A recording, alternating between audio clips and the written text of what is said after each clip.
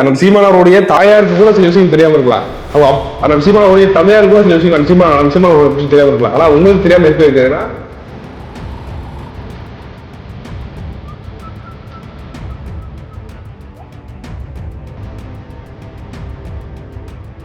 காலை அடி போட்டுரும், கையை இறங்கிடும்.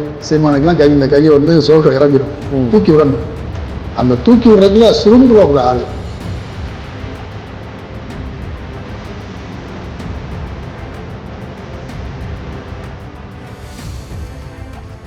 அப்படியா? ஆமா, எங்களுக்கு அமைஞ்சது மாதிரி காலேஜ் வேற யாருக்கும் அமைஞ்சிருக்குமான்னு தெரியல. இந்த பாட்டு பாடி முடிஞ்ச உடனே பிரின்சிபல் ஒன்ஸ்மார் கேட்டாரு. பிரின்சிபல் கேட்டாரு,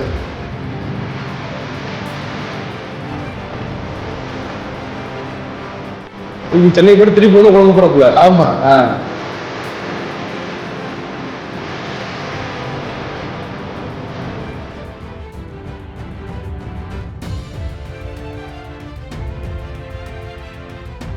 உலகத் தமிழர்களுக்கும் வணக்கம். இது உங்கள் தென்னகம், நான் உங்கள் விஷ்ணு. இது ஒரு பெரிய நீண்ட நெடிய காணொலி நம்ம பாகமாக வெளியிட போகிறோம். அதற்கு முன்பாக நம்மளோட யார் இருக்காங்கிறத சொல்லி ஆகுங்கள. அதுக்காக தான் நம்மளோட இன்றைக்கு அண்ணன் சீமானோடு கிட்டத்தட்ட 45 வருஷமாக கூடவே இருக்கக்கூடிய அண்ணன் சீமானுடைய பள்ளி நண்பர்னு சொல்கிறதா, இல்லை கல்லூரி நண்பர்னு சொல்கிறதா, இல்லை ஊருக்கார நண்பர்னு சொல்கிறதா, இல்லை அண்ணன் சீமானுடைய நிலவுன்னு சொல்கிறதான்னு தெரியல. அப்படி நீங்கள் எப்படி வேணால் நீங்கள் பொருத்தி பார்த்துக்கலாம். ஆனால் 45 வருஷமாக அண்ணன் சீமான் அவர்கள் கூட இருக்காங்க அப்படின்னா எந்த அளவுக்கு அண்ணன் சீமான் அவர்கள் கூட இவங்க வந்து உறுதியாக இருக்காங்க, உற்ற நண்பனாக இருக்காங்கிறத நீங்கள் புரிஞ்சுக்க முடியும். இன்றைக்கு நாம் தமிழர் கட்சியிலையும் நாம் தமிழர் கட்சியுடைய மாநில ஒருங்கிணைப்பாளராகவும் இருக்காங்க. வேறு யாரும் இல்லை, எங்களுடைய பெரியப்பா ரவிச்சந்திரன் அவர்கள் தான். நம்ம பல செய்திகளை அண்ணன் சீமான் அவர் பற்றியான யாருமே வெளியிடாத, யாருக்குமே தெரியாத சில முக்கியமான செய்திகளை வாங்கி உலகத்தினர்கிட்ட நம்ம கொடுக்க போகிறோம். முதல் முறையாக நம்ம சேனலுக்கு வந்து பெரியப்பா வந்து பேச வந்திருக்காங்க. பெரியப்பாவே அன்போடு வரட்டும். எவன்டா மூர்க்கமா சண்டை போடுவான்னு பாக்குறான். இங்க வர்றான், தென்னகத்துக்கு வரும்போது திணறான். வணக்கம் பெரியப்பா. வணக்கம்ப்பா. நல்லா இருக்கீங்களா? நல்லா இருக்கேன். யாருக்குமே தெரியாது உங்களை பற்றி. அண்ணன் சீமானவருடைய தாயாருக்கு கூட சில விஷயங்கள் தெரியாமல் இருக்கலாம். அவங்க அண்ணன் சீமானவருடைய தந்தையாருக்கு கூட சில விஷயங்கள் அண்ணன் சீமானவர்களை பற்றி தெரியாமல் இருக்கலாம். ஆனால் உங்களுக்கு தெரியாமல் இருக்கிறதுனா, ஒரு நபர், ஒரு மனிதர் வந்து யார்கிட்ட வேணால் எதாவது மறப்பாங்க, ஆனால் சக உயிர் நண்பன் வந்து எதையும் மறக்க மாட்டாங்க. அப்படியே சீமானை பற்றி எதுவுமே யாருக்குமே தெரியாத ஒரு முக்கியமான விஷயங்கள் உங்களுக்கு தான் தெரியும். அதனால தான் உங்கள்கிட்ட வந்து நம்ம கேட்டு மக்களுக்கு உலகத்தவங்கள்ட்ட நம்ம சொல்ல போகிறோம். அண்ணன் சீமானவருடைய வாழ்க்கை எப்படி இருக்குது, எப்படி இருந்தது, எப்படி இந்த அளவுக்கு வந்திருக்கு, அவருடைய முழு அந்த வாழ்க்கை வரலாற்றையே உங்களோட கேட்டு தெரிஞ்சுக்குவோம். அப்படிப்பா, அதாவது அண்ணன் சீமான் அவர்கள் கூட போகிற உங்களுடைய அனுமதி சொல்லிடுங்க. அண்ணன் சீமான் அவர்களோட முதல்ல உங்களுக்கு எப்படி சந்திப்பு, எப்படி பழக்கமாச்சு? என் பேர் ரவிச்சந்திரன். வந்து சீமான் ஊர் பக்கத்தில் ஒரு கிராமம், வலைநந்தல்னு ஒரு கிராமம். ரொம்ப குக்கிராமம் தான், விவசாய குடும்பம். ஃபேமிலி எல்லாமே விவசாயத்தை நம்பியும் இருக்கிற ஃபேமிலி. பெரிய வேறு வருமானமும் கிடையாது. அப்படி தான் இருந்தது. நான் வந்து இளையாங்குடி ஹையர் செகண்டரி ஸ்கூலில் 6வதுலேருந்து அங்கே படிக்கிறேன். 10வது முடிச்சுட்டு 11வது போகும்போது சீமான் வந்து அரணையூர் பக்கத்தில் தான், அரணையூர். அங்கேருந்து அவர் புதூர் ஸ்கூலில் 10th வரை படிக்கிறாரு. அங்கே 10th மேலே அங்கே ஸ்கூல் இல்லை. அதனால் அவர் +2க்கு இங்கே +1க்கு இங்கே வராரு, இளையாங்குடி ஹையர் செகண்டரி ஸ்கூலுக்கு வராரு. வந்தாருன்னா எங்கள் கிளாஸ் 2 பேரும் ஒரே ஆர்ட்ஸ் குரூப்பு. +1 அங்கே படிக்கிறாரு. படிக்கும்போது என்னென்னா, நாங்கள் வந்து கிட்டத்தட்ட ஒரு 6 மாதம் ஆச்சு 2 பேருக்கும் நட்பு வர்றதுக்கே. சரி. ஏன் அப்படின்னா, அவர் ஃபஸ்ட்டு டெஸ்க்கு ஃப்ரெண்டில் இருக்கிற முதல் பெஞ்சில், ஆமாம், முதல்ல வச்சுருக்கிற ஒரு ரொம்ப சின்ன பையனாக இருப்பார். நான் வந்து கடைசி டெஸ்க்குக்கு டெஸ்கில் இருப்பேன். கடைசி டெஸ்க்கு விட அடுத்தில் இருப்பேன், பெரிய ஆளாக இருப்பேன். அது எப்படி சொல்லலாம்னா, பிடி பீரியட் வரும்ல, அப்போ எங்கள் கிளாஸில் 45 பேருக்கு மேலே ஸ்ட்ரென்த்து. வாலிபால் விளையாடுறதுக்கு எங்கள்கிட்ட ஒரு 10 பேர் தான். நாங்கள் 10 பேர் விளையாடுவோம், இல்லைன்னா 12 பேர் விளையாடுவோம்.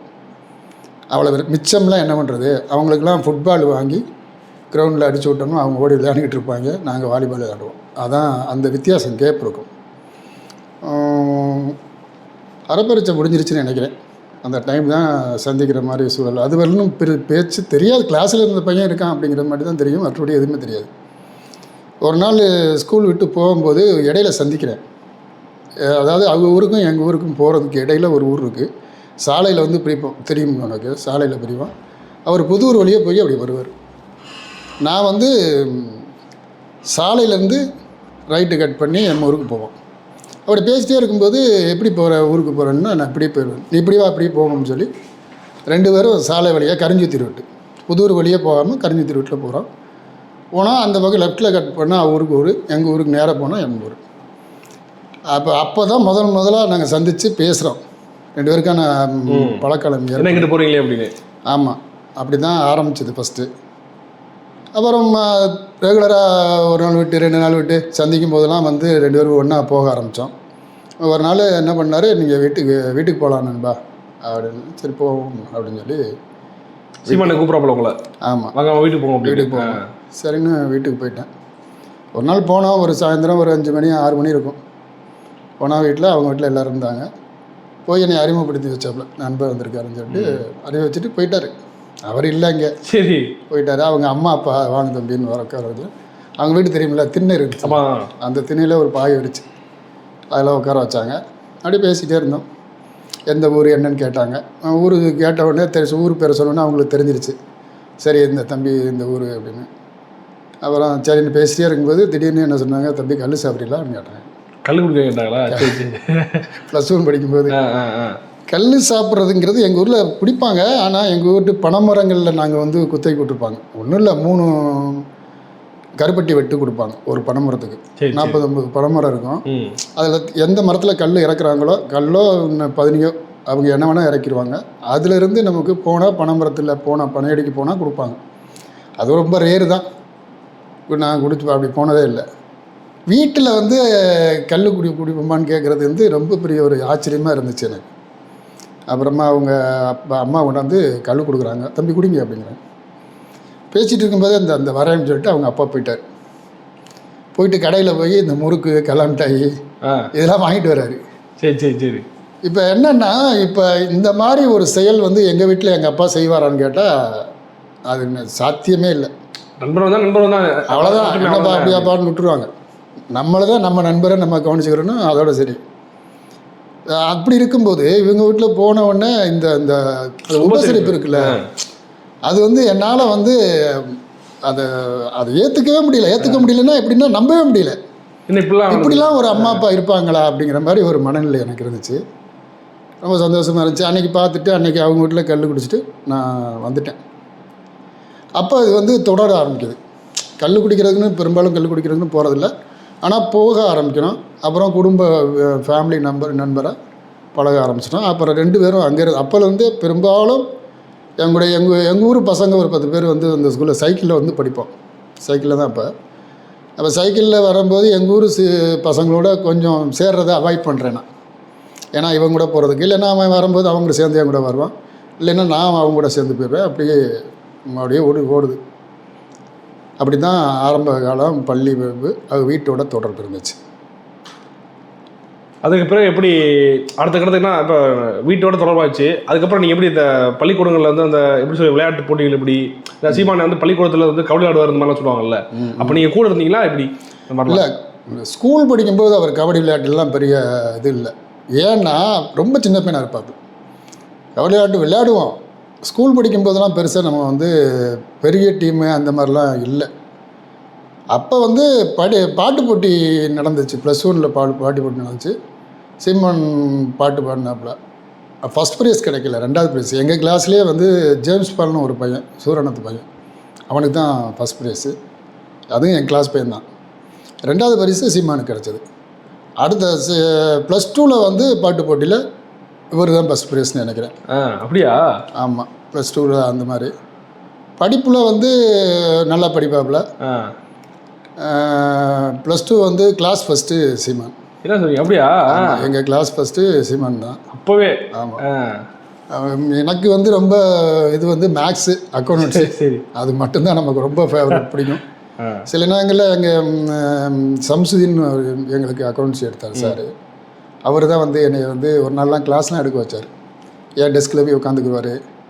பசங்க கேள்வி கேட்குறாங்களோ அவர் கேள்வி கேட்டு கொண்டு எடுப்பார். அந்த மாதிரி இருந்துச்சு. ஓரளவுக்கு படிக்கிற காலத்தில் அந்த நேரத்தில் +1 +2 இதுதான் எங்களுடைய லைஃப் ஸ்டைலு. அதுக்கப்புறம் கல்லூரி எப்படி ஒன்றா முடிச்சிங்களா?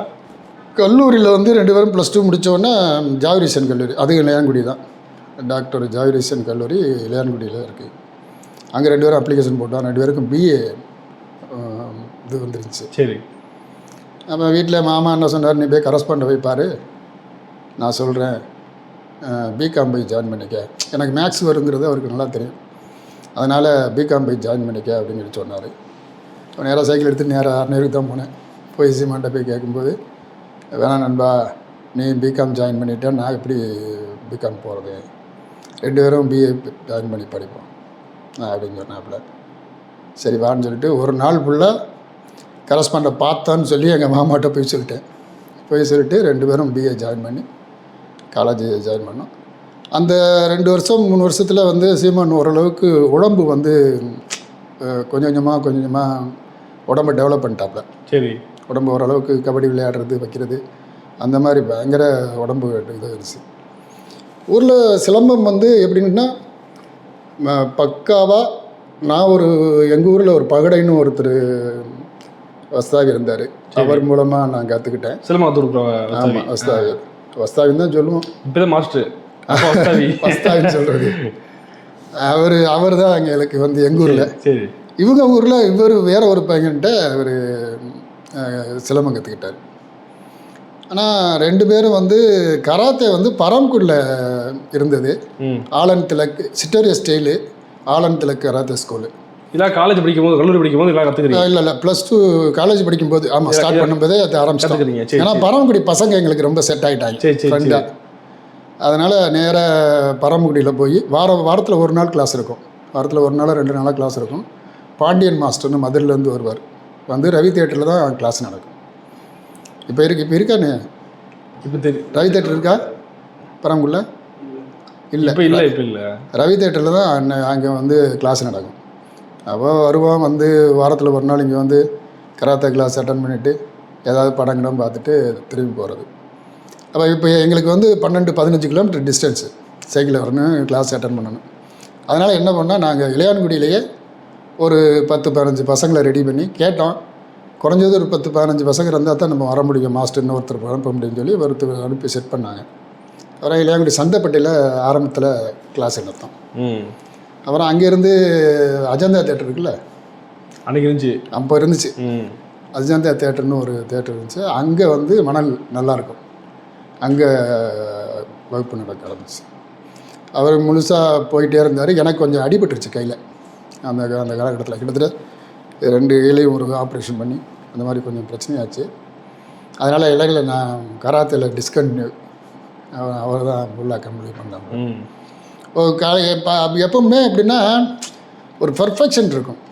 இப்போ ஸ்கூல்லையோ எப்படின்னா படிச்சுட்ருக்காரு, எக்ஸாம்னு வச்சுக்கிட்டோம்னா எல்லோரும் இப்போ எனக்கு 3 மணி நேரம் கிளாஸுன்னா நான் குறைஞ்சது அதிகபட்சமாக போனால் கூட 2.5 மணி நேரம் 2 மணி நேரம் தான் எழுதுவேன். 3 மணி நேரம் எக்ஸாம் டைம்னா. ஆனால் 3 மணி நேரம் சீமானுக்கு பத்தாது. கடைசி வரலும் சீமான் பேப்பர் கேட்குறவரையிலும் எழுதுவாப்பில். அது எப்படி சொல்கிறேன்னா, இப்போ நம்ம எழுதும்போது எக்ஸாம் எழுதும்போது ஃப்ளோவில் வந்து இதுன்னு நினைப்போம், ஆனால் அதுன்னு எழுதுவோம். அது அப்படின்னு ஆரம்பிப்போம், இதற்கு பதில் அதற்குன்னு எழுதிடுவோம், அதற்குன்னு எழுதிடுவோம். அப்போ நானாக இருந்தால் என்ன பண்ணுவோம், ஆவை திருத்திடுவேன். ஆமாம், திருத்திட்டு அடுத்து போயிடுவேன்.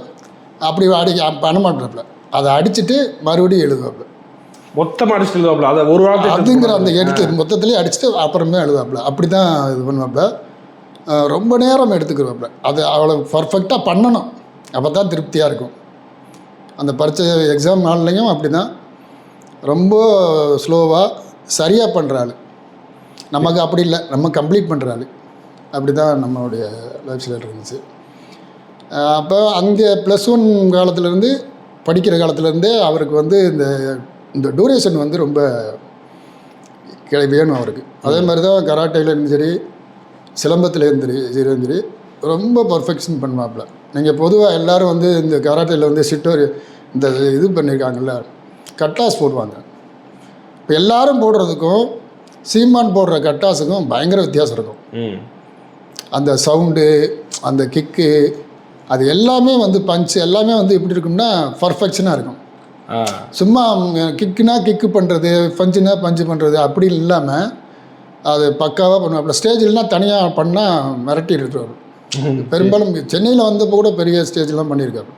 இங்கே மட்டுமா பண்ணாப்புல, சென்னையில் வந்துமே கராத்தே கிளாஸு, சிலம்பம் அங்கேயும் பண்ணாப்புல. அங்கே வந்து பண்ணிகிட்டு இருந்தாப்புல. கல்லூரி காலங்களில் இருப்பா இந்த மாதிரி பொழுதுபோக்குகளுக்கு நீங்கள் என்ன பண்ணீங்க? விளையாட்டுல ஒரு பக்கம் இருக்குது, விளையாட்டு ஸ்போர்ட்ஸ் ஒரு பக்கம், மற்றபடி பொழுதுபோக்குகளுக்கு என்ன செஞ்சீங்க? பொழுதுபோக்குன்னா வந்து இப்போ நீங்கள் ஊருக்கு தேடி போகிறீங்கன்னு வச்சுங்களேன், அருணீருக்கு போய் சீமான் எங்கன்னு கேட்டால் அந்த கிரிக்கெட்டா அந்த கம்மாக்கரில் தெரியும். ஆனால் வரிசையாக புளிய மரம் இருக்கும் அந்த ஊரில். அப்போ பெரிய பெரிய புளிய மரம், அந்த இதெல்லாம் கம்மாக்கரிலாம் சுத்தமாக இருக்கும். இந்த கருவையெல்லாம் இந்த மாதிரி இருக்காது, நல்லா சுத்தமாக இருக்கும்.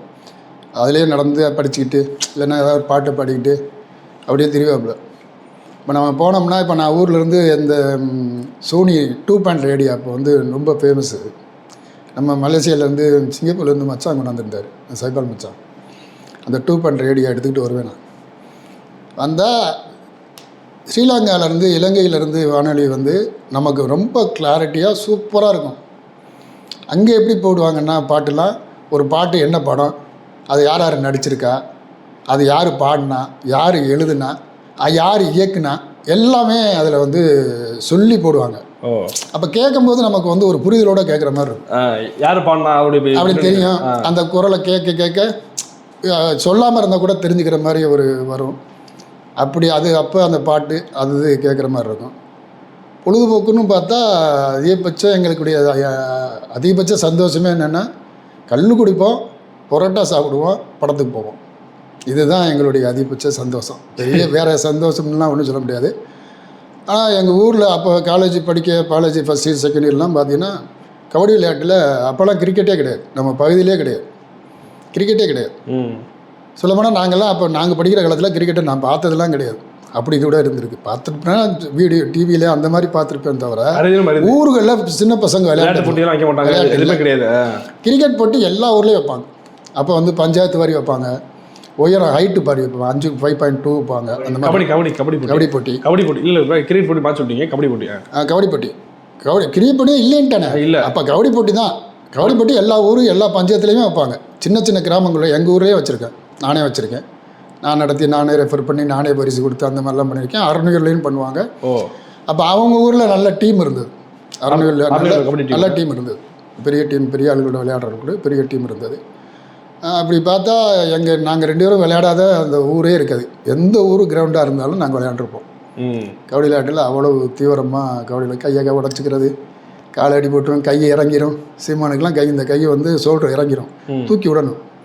அந்த தூக்கி விட்றதுக்குள்ள சுருண்டுருவாப்புல ஆள், அப்படியே ஒரு மாதிரி ஆடி போயிடுவாப்புல.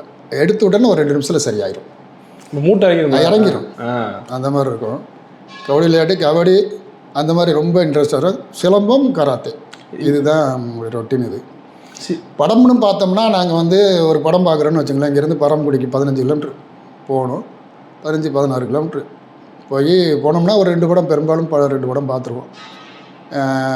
பார்த்துட்டு வரும்போது அந்த ஒரு படம் பார்க்குறோம்னா, அடுத்த படம் பார்க்குறதுல அந்த படத்தை பற்றியே பேசுவோம். அந்த கூடத்தில் இப்போ என்னையை பொறுத்தவரை படத்தில் கதை தான், வேறு எதுவுமே நான் வந்து யோசிக்கவே மாட்டேன். கதை லாஜிக்கு, கதை மட்டும்தான் நான் பேசுவேன். இப்போ அவர் அப்படி இல்லை. அதில் என்ன சீனு, யார் நடித்தது ரொம்ப பிடிச்சிருந்தது, ஏன் இந்த சீனு வச்சுருந்தாங்க, இது வைக்காமல் இருந்திருக்கலாம்ல, பிடிக்காத சீனு, பிடிச்ச சீனு, ஒளிப்பதிவு எப்படி இருந்துச்சு, பாட்டு எப்படி இருந்துச்சு, எப்படி ஃபைட்டு பண்ணியிருந்தாங்க, இந்த மாதிரி நிறைய விஷயங்களை வந்து அப்போவே முழுக்க அதை பற்றியே பேசுவோம். கல்லூரி காலத்தில் அவ்வளோ ஆர்வம், அவ்வளோ டிஸ்கஷன். ஒரு படம் பார்த்துட்டோம்னா அதில் குறை நிறைகளை பேசி தீக்காமல் உடைய மாட்டோம். பெரும்பாலும் நாங்கள் 2 பேரும் தான் படம் பார்ப்போம். விட்டுட்டு படம் பார்த்ததுன்னு பார்த்தா, நான் பார்த்தது தூங்காத கண்ணின்று ஒன்றுன்னு ஒரு படம். சரி, சுந்தரராஜன் டைரக்டர், மோகன் அம்பிகா நடித்த படம். பிரமாதமான படம். ஆனால் படம் அற்று ஃபெயிலியர். சரி, ரொம்ப பிரமாதம். நான் வந்து எந்த படத்தையுமே நான் ஒரு தடவை பார்த்துட்டேன்னா திரும்ப பார்க்கவே மாட்டேன். அந்த படத்தை நான் திரும்ப பார்த்தேன். படம் பார்த்துட்டு ஒரே குழப்பம். ஒரு 20 வருஷம் கழித்து சுந்தரராஜனை நம்ம ரூமில் பார்க்குறேன், சென்னையில். சீமான் நாங்கள் எல்லாம் ஒரே ரூமில் இருக்கும்போது சுந்தரராஜன் சார் வராரு. வந்த உடனே எனக்கு கேட்ட கேள்வியே அவர்கிட்ட, சார் இந்த தூங்காத கண்ணின்று ஒன்றுன்னு ஒரு படம் எடுத்தீங்களா சார், ஏன் சார் கிளைமேக்ஸ் அப்படி வச்சிங்க? என்னை அப்படியே பார்த்தாரு. அப்படி பார்த்துட்டு, ஏய் நீ என்னப்பா இப்படி கேட்குற, எத்தனை வருஷத்துக்கு முன்னால் உள்ள படத்தை இப்போ கேட்குற? இல்லை சார், அதில் 2 எனக்கு அது தப்பாக இருந்தது. ஒன்று டைட்டில், தூங்காத கண்ணின்று ஒன்று அப்படின்னு ஒரு டைட்டிலு, கிளைமேக்ஸ் அந்த பொண்ணு வந்து அவ்வளவு போராடி வந்து கெடுக்கப்பட்டாங்கிறது என்னால் ஜீரணிக்க முடியல. ட்ரெயினில் விழுந்தால் செத்தான்னு கூட நீங்கள் கிளைமேக்ஸ் வச்சுருக்கலாம் அப்படின்னு சொல்லி சொன்னேன். அதை ஏப்பா ப்ரொடியூசர் சொன்னால் கேட்டால் தானே அப்படின்னாரு அசால்ட்டா. அந்த மாதிரி அந்த படம் நானாக தனியாக பார்த்துட்டு அவனு சொன்னேன். அப்புறம் போய் அவன் பார்த்தான். அதே மாதிரி சலங்கை ஒளி வந்து அவன் பார்த்துட்டான். அது அவங்க ஊரோட சேர்ந்து செகண்ட் ஷோ போய் அவங்க ஊர்லேருந்து போய் பார்த்துட்டு அவன் காலேஜுக்கு வரும்போது நண்பா நீ வந்து சலங்கை ஒளி பார்த்துட்டியாருன்னு. நான் எங்கே பார்த்தேன் பார்க்கலையாருன்னு. எப்படின்னா எங்கள் ஊரில் ரஜினி ஃபேன்ஸ் அதிகம். சரி. கமல் ஃபேன்ஸ் வந்து அவ்வளோ பெருசாக இல்லை. என்கிட்ட சொன்ன வந்து அது அறுப்புன்ட்டாங்க. சலங்கை ஒளி அறுப்பு படம் நல்லா இல்லை அப்படின்ட்டாங்க. நான் வந்து அந்த படத்தை வந்து பார்க்கல. சரி பெருசாக ஒன்றும் இது பண்ணிக்கல. பார்த்துட்டுனா அப்புறம் 2 பேரும் மறுபடியும் போனோம். நாங்கள் 2 பேரும் சலங்கை ஒளி பார்த்தோம். படம் பார்த்துட்டு என்னால் ஜீரணிக்கு அவ்வளவு பிரமிப்பான படமாக இருந்துச்சு. அப்போவே எனக்கு இப்படி ஒரு படமா அப்படின்னு சொல்லி அந்த படத்தை மலேசியாவுக்கு ஒரு தடவை நான் போயிருந்தேன். அப்போ பசங்கள்லாம் இல்லை, வெளில போயிட்டாங்க. அந்த ரூமு ஃபுல்லாகவே கேசட் இருக்கும். அந்த படத்தை எடுத்து நான் மட்டும் தனியாக ரூமில் அந்த படத்தை கேசட் எடுத்து போட்டுவிட்டு அந்த படத்தை பார்த்து ஃபுல்லாக ரசிப்பாங்கல்ல, அழுகிற இடத்த அழுது ரசித்து வீட்டிலலாம் பண்ண முடியாதுல்ல, தேட்டரில் போய் அப்படி பண்ண முடியாதுல்ல. அந்த படத்தை அந்த ஃபுல்லாக பார்த்து ரசித்து அப்படியே ஒவ்வொரு சீனும் கண்ணில் நிற்கிற மாதிரி இருக்கும். அப்படி ஒரு அருமையான படம். அந்த படம் தான் நானும் அவனும் ஒன்றா அவனை மறுபடியும் சேர்ந்து பார்த்தோம். அப்படி சில இது மிஸ்டேக்னு சொல்ல முடியாது. சில ஒன்றும் தவிர்க்க முடியாமல் இருந்திருக்குமே தவிர மற்ற எல்லா படமுமே நாங்கள் 2 பேரும் தான் எப்போவுமே ஒன்றா தான் இருப்பீங்க. ஆமாம், பார்த்துருப்போம். அது இப்போ காலேஜில் வந்து எங்களுக்கு அமைஞ்சது மாதிரி காலேஜ் வேறு யாருக்கும் அமைஞ்சிருக்குமான்னு தெரியலை. நாங்கள் 22 பேர் தான் ஸ்டூடெண்ட்டு. எங்கள் கிளாஸில் 23 பேர் இருந்தோம். ஒரு பையன் வந்து +1லேயே டிஸ்கண்டினியூ போயிட்டான். அப்புறம் 22 பேர் தான் எங்கள் இதில். நாங்கள் செகண்ட் இயர் படிக்கும்போது காலேஜில் என்ன நடந்தாலும் சரி, எந்த நிகழ்ச்சி ஃபங்க்ஷன் ஃபேர்வெல் எது நடந்தாலும் சரி நாங்கள் தான் முடிவு பண்ணுவோம். இப்போ வந்து ஒரு ஃபங்க்ஷன் நடக்குது, காலேஜ் இனாகிரேஷன் முடிவு போகுதுன்னா அந்த ஃபங்க்ஷனில் குறைஞ்சது வந்து 8 போட்டி நடத்தணும். 8 போட்டியில் 5 போட்டி நாங்கள் தான் ஸ்கூல் அந்த ஃபஸ்ட்டு வெற்றி பெறுவீங்க. 8 போட்டியில் 5 போட்டி நாங்கள் தான் ஃபஸ்ட்டு. எங்கள் கிளாஸ் தான் ஃபஸ்ட்டு. அதில் பாட்டு போட்டி, அறுவை போட்டி, டான்ஸு, இந்த மாதிரி நிறைய போட்டி தான். அறுவை போட்டினா அப்படின்னு கேட்டிங்கன்னா சம்மந்தம்லாம் பேசுகிறது. நானும் காமராஜரும் கிளாஸ்மேட்டு. அவன் கத்தி தீத்துருவானுங்க. அந்த மாதிரி சம்மந்தம் இல்லாத ஏதாவது ஒன்று பேசுகிறது, அறுக்கிறது தான். அப்படி தான் போட்டி. அது ஒரு போட்டி வச்சுருந்தோம். அப்படி 8 போட்டியில் நம்ம பண்ணோம். பாட்டு போட்டி ஒரு நடந்தது. அது வந்து பயங்கர சீமானுக்கு ஒரு திருப்பு முனையே அதுதான். அப்படியா? அப்பயே போடுவாங்களா பாட்டு? எப்படின்னா அப்போ தான் +1 +2 பாடுவாப்பில். ஆனால் அப்போ வந்து சும்மா சினிமா பாட்டு ஏதாவது ஒன்று பாடுறது. அப்போ காலேஜில் படிக்கும்போது என்ன பண்ணோம்னா சொந்தமாக பாட்டு எழுதி அவரே பாடி அவரே டியூனு அவரே பாடுறாரு. அப்போ காலேஜில் வந்து இந்த போட்டி நடக்கிறோம்ல, நாங்கள் தானே டிசைட் பண்ணுறோம். இப்போ ஃபஸ்ட் இயர் கூப்பிடுவாங்க, பேர் சொல்லி கூப்பிடுவாங்கல்ல. அப்புறம் செகண்ட் இயரு, அப்புறம் தேர்ட் இயரு. ஃபஸ்ட் இயரில் எல்லா கிளாஸ் இதுக்கும் கொடுப்பாங்க. அடுத்து கூப்பிடும்போது ஃபஸ்ட்லேயே நாங்கள் வேணாம்ட்டோம். அப்படியே உட்காரு, நீர் பேசாமல் போ அப்படின்னு. அப்புறம் செகண்ட் இயருக்கு வந்தோடனே தேர்ட் இயர் போகிறோம். மறுபடியும் நாங்கள் செகண்ட் இயர் வரும்போது நாங்கள் அனுப்பவே இல்லை. எல்லோரும் பாடி முடிச்சாங்க. இனிமேல் ஆளே இல்லைன்னு சொன்னோடனே இங்கேருந்து ஒரு பையன், தியாகன்னு ஒரு பையன், நாதன் ஸ்டுடியோ பரம்புக்குள்ளே பண்ணியிருந்தாப்புல. அந்த பையன் நாதன் ஒரு பையன். அவன் வந்து என்ன பண்ணால் அங்கேருந்து அங்கே போய் மைக்கில் அலௌன்ஸ் பண்ணுறாரு. எப்படின்னா இந்த மாதிரி வருங்கால இயக்குனர் நாளைய அப்படியான்னு பயங்கர பில்டப்பு. இங்கேருந்து கிளாப் பண்ணி எல்லா பையன்களும் இப்போ கிளாப் பண்ணி இங்கேருந்து அனுப்புகிறோம். கடைசியில் நிப்பாட்டி ஸ்டேஜ் வரலும் ஏற்றுறோன்னா இத்தனை பேருக்கும் எல்லாருக்குமே ஸ்டாண்டு மைக் தான். அப்போ ஸ்டாண்ட் மைக் இருக்கும், அதில் தான் நாங்கள் இப்போ பாடணும். இவருக்கு மாத்திரம் என்ன பண்ணோம்னா அந்த ரவி ஒளிமொழி இருந்தது லேயான்குடியில். அவர்கிட்ட சொல்லி கை மைக்கு இந்த ஒயரில் இருக்கும்ல, அந்த ஒயர் மைக்கு கொடுத்து கையில் வச்சு இப்படி பிடிச்சிட்டு பாடலாம். அப்போ வந்து இந்த தங்கக்கு ஒரு கீதம் அந்த படம்லாம் ரிலீஸு பயங்கர ஹிட்டு. அப்படி மைக்கை பிடிச்சா அப்படி ஒரு ஸ்டைல் மோகன் மாதிரி ஒரு இது அப்படி போனால் அவர் போய் பாடுறாரு. எப்படி பாடுறாப்புலன்னா ஸ்டேஜ் இப்படி இருக்குது. பாட ஆரம்பித்தோடனே இப்படி திரும்பிட்டாப்புல, யாரையுமே பார்க்கல. பாட்டு முடிகிற வரலும் இந்த பக்கம் திரும்பி அவ்வளவு கூச்ச சுபாவம். ஓ இப்படி திரும்பி இப்போ பாட ஆரம்பித்தாப்புல. பாட்டு முடிஞ்ச உடனே அப்புறம் தான் திருப்பி இந்த பக்கம் பார்த்தாரு. ஆனால் இப்போ திருச்சி மாநாட்டில் 5 லட்சம் பேருக்கு முன்னால் அப்படி இருந்த சீமான் இன்னைக்கு 5 லட்சம் பேருக்கு முன்னால் பேசுகிறாரு. அப்படி இருந்த சீமான் தான் இன்னைக்கு மாறி ரொம்ப கொஞ்சம் கூடல. ரொம்ப காலேஜில் ஒரு சின்ன ஒரு எந்த ஃபீஸ் கட்டினா கூட நான் இல்லாமல் கட்ட மாட்டேன். தனியாக போய் கட்ட மாட்டோம். தனியாக போய் கட்டவே மாட்டேன். நண்பா வா நண்பா போவா அப்படின்னு தான் சொல்லுவார். அப்புறமா காலேஜில் அப்படி மட்டும் இல்லை, இப்போ மேகசினில் இப்போ கவிதை எழுதி கொடுத்தா 2-3 தடவை திருப்பி விட்டார் தமிழ் நூலாசிரியர். எங்களுக்கு தோப்பா தான் தமிழ். ஆமாம், அது கேட்கலாம் வந்து. ஆமாம், தோப்பா ஐயா தான் உங்களுக்கு. தோப்பா ஐயா தான் எங்களுக்கு தமிழ் ஆசிரியர். அவரை பற்றி நிறைய சொல்லலாம். எங்கள் காலேஜ் இன்சிடெண்ட்டில் நிறையா நடந்திருக்குது. சொல்லுங்கள். அதை அவர் தான் அந்த மேகசினில் கவிதை எழுதி கொண்டு கொடுத்துருக்காரு. ஆனால் அதை வாங்குறதுக்கு ஒரு தமிழ் ஆசிரியர் இருந்தார். இந்த இதெல்லாம் வாங்கி அரேஞ்ச்மெண்ட் கொடுக்குறதுக்கு தோப்பா ஐயா பண்ண மாட்டார், அவர் பண்ணுவார். தமிழ் மடின்னு நினைக்கிறேன், அவர் தான் ஐயா தான் பண்ணார். அப்போ பார்க்கும்போது ஒரு 2-3 தடவை இப்போ என்னை வந்து சொன்னார், அன்பா நீ வா, நான் 2-3 தடவை கொடுத்துட்டேன், திருப்பி விட்றாரு அப்படின்னு சொல்லி. அப்புறம் ஒரு கவிதை எழுதிட்டு நேராக போனோம். போய் சார் போடுங்க சார்ன்னு சொல்லிட்டேன். போடுங்க சொன்னேன். ரவி ஏன் தெரியுமா அந்த கவிதை திருப்பி விட்டேன், இந்த பெண்களை பற்றி எல்லாரும் எழுதுகிற மாதிரியே சீமானு எழுதிட்டு வந்தாப்புல, அது கொஞ்சம் எனக்கு ஒரு மாதிரியாக இருந்தது, அதனால் வேறு புரட்சியாக இருக்கட்டுமேனு ஏதாவது எழுதுன்னு பற்றியாக மாறி வந்திருக்கு அப்படிங்கிற மாதிரி சொன்னார். அப்புறம் மேக்சினில் பாட்டு போடுறோம்ல. ஈழ பிரச்சனை அப்போ வந்து அப்போ பயங்கர பிரச்சனையாக இருக்கும். 82 83 83 84 ஈழ பிரச்சனை 83 ஸ்டார்ட் ஆகி நாங்கள் காலேஜில் படிக்கும்போது நாங்கள் 82 83 84 85 80 81 +1 81 82 +2 82 83 first year, 83 84 second year, 84 85 third year. அப்போ 83லாம் சரியான ஈழ பிரச்சனை இருந்தது. எல்லா இழப்பு எதுக்கும் காலேஜில் ஆர்ப்பாட்டம் பண்ணுறது, போராட்டம் பண்ணுறது, அந்த வேலையெல்லாம் ஃபுல்லாக நாங்கள் பார்ப்போம். எங்கள் டீம் தான் அதை ஆர்கனைஸ் பண்ணோம். சீமானெல்லாம் நீங்களாம் சேர்ந்து? ஆமாம், எல்லாரும் 83 போராட்டம் பண்ணியிருக்காரு. ஈழ பிரச்சனையில் அப்போவே பெரிய போராட்டம்லாம் பண்ணி ரோடெல்லாம் மறைச்சி கிட்டத்தட்ட 1 மணி நேரம் 2 மணி நேரம் டிராஃபிக், இளையாங்குடியிலேருந்து பராமக்குடி எந்த பஸ்ஸும் போகாது, அந்த அளவுக்கு மறைச்சி. அது டிஎஸ்பி கோபாலகிருஷ்ணன் அப்போ இருந்தார். அவருக்கு தகவல் தெரிஞ்சு அவர் நேரம் வந்துட்டார். வந்து கூப்பிட்டு உள்ளே வந்து நீங்கள் பாருங்கள், நீங்கள் பப்ளிக் டிஸ்டர்ப் பண்ணுறீங்க, உங்கள் காலேஜுக்குள்ளேருந்து நீங்கள் உங்களுக்கு போராட்டத்தை அப்படி இப்படின்னு சொல்லி சமாளித்து காலேஜுக்குள்ளே அனுப்பிச்சிட்டுவார். காலேஜில் பெரிய ஹாலில் போய் எல்லாம் உட்காந்து அது சம்மந்தமாக பேசுகிறோம். டிஎஸ்பியும் வந்து உட்காந்துட்டார்.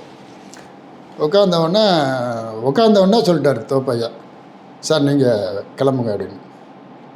நீங்கள் பேசுங்க, எனக்கு ஒன்றும் பிரச்சனை இல்லை அப்படி. உங்களுக்கு பிரச்சனை இல்லை சார், இது காலேஜ் பிரச்சனை, இது எங்கள் காலேஜ் காம்பவுண்டு, உங்களுக்கு இங்கே வேலை இல்லை, நீங்கள் கிளம்புங்கன்னு சொல்லி அவரை அனுப்பிச்சி விட்டார். கோபமாக சொல்லி அனுப்பிச்சி விட்டார்.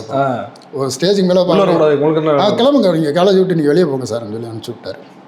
தோப்பையா கிட்ட இப்போ மட்டும் இல்லை, காலேஜ் நாங்கள் சென்னைக்கு போயிட்டு படம் விஷயமாக பேசிவிட்டு, படம்லாம் போயிட்டு ஒரு படம் கமிட் பண்ணிவிட்டு ஒரு கதை மாத்திரம் முடிவு பண்ணிட்டுலாம் வந்தோம். இங்கே வரும்போது இது எப்படின்னா இன்னொரு விஷயம் சொல்ல மறந்துட்டேன். இந்த பாட்டு பாடி முடிஞ்ச உடனே பிரின்ஸிபாலும் ஒன்ஸ் மோர் கேட்டார். எங்களுக்கு பிரின்ஸிபாலு ஒன்ஸ் மோர் கேட்டோடனே சார் இல்லை சார் நான் வேறு பாட்டு பாடுறேன், வேறு பாட்டு பாடுறேன் அப்படின்னு சொல்லி அதே ஸ்டேஜில் வேறு டியூனு வேறு பாட்டு ஒன்று பாடினாப்புல. என்னருகில் வெள்ளை நிலா இருந்தும் என்னருகில் வெள்ளை நிலா இருந்தும் என்னை வாட்டுதே அப்படின்னு ஒரு சாங் ஒன்று பாடினாப்புல. அந்த சாங்கும் சரியான ஹிட்டு. இப்போ நான் ஐயா வந்து பார்த்தோம்ல, ஒரு கதை அவுட்லைன் என்னன்னு கேட்டினா, ஒரு பொண்ணு தனக்கு தானே தாலி கட்டிக்கிறான் ஏன் அப்படிங்கிறது தான் ஒன்லைன் ஸ்டோரி. அதை வந்து ஐயாட்ட வந்து கதையாக ப்ரிப்பேர் பண்ணி கொண்டாந்து சொல்கிறோம். நான் காலேஜ் நடந்துக்கிட்டு இருக்கு. காலேஜ் இன்டர்வலில் அவர் இதில் இருக்கல டீச்சர் சொல்லியிருக்காரு. நாங்கள் போனால் அவர் ரொம்ப சந்தோஷம் பார்த்தோன்னே. காலேஜில் எங்களுக்கு ரொம்ப பிடிக்கும், எல்லாரையுமே செம்மையாக ஜாலியாக இருப்போம். அப்போ சொல்கிறாரு, கதையை கேட்குறாரு, கேட்டுட்டு சொல்கிறாரு, நல்லா இருக்குது கதையெல்லாம் ஒன்றும் பிரச்சனை இல்லை, ஆனால் ஒரு பொண்ணு தனக்குத்தானே காலி எட்டிக்கிறாங்கிற ஒரு கான்செப்ட் நமக்கு தேவையில்லையே, வேறு கதை பண்ணுங்க அப்படின்னு சொல்லி அனுப்பிச்சிட்டாரு. அதோட சரின்னு சொல்லிட்டு வந்துட்டோம். ஜலீல்னு எங்களுக்கு அவர் ஒரு சரியான எங்களுக்கு ஒரு இன்ட்ரெஸ்டிங்கான டீச்சர். சரி, ஜாலியாக இருப்போம். அவர் திமுகவில் ரொம்ப வெறியாக இருப்பார். சரி. இப்போ எங்கள் கிளாஸில் போய் அங்கே தியாகன்னு ஒரு டீ கடை இருக்கும், அங்கே தான் கேன்டீனு, அங்கே போய் உட்காந்துருப்போம். இங்கே வந்து அவர் சலீல் சார் அங்கேருந்து வர்றாரு, கூட யாராவது ஒருத்தர் 2 பேர் சேர்ந்து தான் வச்சு கேண்டீன் வருவாங்க. அப்படி வர்றாரு தெரிஞ்சவொடனே எங்கள் பையன் சொல்லுவாங்க, டேய் இப்போ எல்லாருக்கும் டீ வடை வாங்கி தந்துடுறேன். எப்படி இருங்க உங்களுக்கு எல்லாருக்கும் டீ வாங்கி தரேன், அப்படி டீ வடை நான்லாம் வாங்கி தரேன் அப்படின்னு சொல்லிடுவாங்க. முன்னாலே பிளான் பண்ணி சொல்லிடுவாங்க. அங்கேருந்து சரி சார் வந்தோடனே இங்கே இதெல்லாம் அவருக்கு இப்போ தான் தெரியும். ஒரு வேளை இடையில சொன்னாலும் சொல்லியிருப்பாங்க யாராவது ஜாலியாக. வரும்போது வந்தோடனே திமுகவை பற்றி ரெண்டு விஷயம் பாசிட்டிவாக ரொம்ப ஜாலியாக ஒரு என்கரேஜ் பண்ணி சொல்லிட்டோன்னு வச்சுங்களேன். தியாகே பசங்களுக்கு பூரா டீ வடை கொடு அப்படின்ட்டுருவார். அப்படி இது பண்ணுவோம்.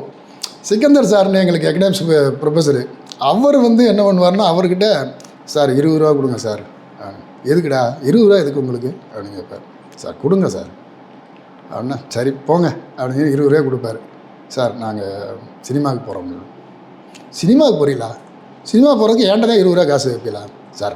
சினிமா போகிறேன் சார், அட்டண்டன்ஸ் போட்டுருக்கோம். காசு வேறு கொடுத்து உனக்கு அட்டண்டன்ஸ் வேறு போடுவோமா? போடா ஆத்தியார்ட்ட கேட்பீங்க. ஆத்தியார்ட்ட பேசுவோம்.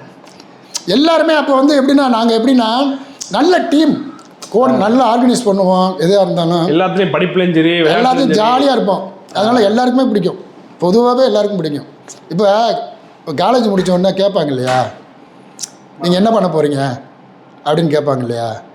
அந்த மாதிரி கிளாஸில் எந்திரிச்சு போகும்போதே ஒருத்தர் இன்ஜினியரிங் போகிறேன், என்ன டாக்டராக போகிறேன், இல்லை மிலிட்ரிக்கு போகிறேன், ஏதோ ஒன்று சொல்லுவான்ல. அப்படி தானே சொல்லுவாங்க பொதுவாக. காலேஜ் முடித்து ஃபைனல் இயர் என்ன பண்ண போகிறீங்க ஃபியூச்சர் அப்படின்னு கேட்பாங்க இல்லையா. நாங்கள் போகும்போது எங்கள் ப்ரொஃபஸர் சொல்கிறாரு, நீங்கள் ரெடி சினிமாவுக்கு போங்க வாத்தியார், அப்போவே நீங்கள் ரெடி சினிமாவுக்கு போங்க, அதுதான் உங்களுக்கு சரியாக வரும் அப்படின்னு முடிவு பண்ணி சொல்கிறாங்க. அந்தளவுக்கு காலேஜுக்குள்ளே எங்களுக்கு அது சம்மந்தமான இது இருக்கும். காலேஜில் விளையாட்டுன்னா எங்களுக்கு வாலிபால் சாயந்தரம் காலேஜ் முடிஞ்சோடனே கொஞ்சம் நேரம் 1 ஹவர் 1.5 மணி நேரம் வாலிபால் விளையாடுவோம். அதுதான் எங்களுக்கு வாலிபால் கோர்ட்டு. வேறு டைம் எங்கள் ஊர்லேயும் அந்த மாதிரி வாலிபால்லாம் ஒன்றும் கோர்ட்லாம் கிடையாது. அப்போ மற்றபடி கபடி தான் உள்ள மொத்தமாக உள்ளது. அப்புறம் கல்லூரி முடிச்சதுக்கப்புறம் என்ன வரைப்பா எப்படி சென்னைக்கு வர்றது எப்படி திட்டம்லாம் முன்னாடி பண்ணியிருந்தீங்களா? முன்னாலே பண்ணணும் இல்லை, முன்னால் பிளான் பண்ணல, சினிமாவுக்கு போகணும்னு முடிவு பண்ணியிருந்தோம். அப்புறம் முடித்த உடனே என்ன பண்ணுறேன்னு தெரில. நான் எங்கள் அண்ணன் ஒருத்தர் கும்பகோணம் தெரியுமில்ல, விலகு தானே, அவர் கும்பகோணத்தில் கான்ட்ராக்டர் வந்தார். அங்கே நான் புறப்பட்டு போயிட்டு அவர் என்ன சொல்கிறாரு, நீ ஏன் இது பண்ணுற, நீ போ சிங்கப்பூர் போ அப்படின்னு சொல்லி திருப்பி நான் காசு விட்றேன் நீ போ அப்படின்னு சொல்லி திருப்பி அனுப்பிச்சி விட்றாரு. திரும்ப வர்றேன். திரும்ப வந்தோன்னா சீமான் வந்து நண்பா என்ன பண்ணலாம் ஏது பண்ணலாம் டிஸ்கஸ் பண்ணுறோம். பக்கத்தில் ஊர் பக்கத்தில் பெருமானந்தல்னு ஒரு ஊர் இருக்குது. அந்த ஊரில் சண்முகம்னு ஒரு அண்ணன் இருக்கார். நம்ம பொண்ணு தான் கல்யாணம் பண்ணார் அவர். இதில் தோக்கடந்தில் ஒரு பொண்ணு கல்யாணம் பண்ணுறார். அந்த அவர்கிட்ட போய் பேசுகிறோம், டிஸ்கஸ் பண்ணுறோம்.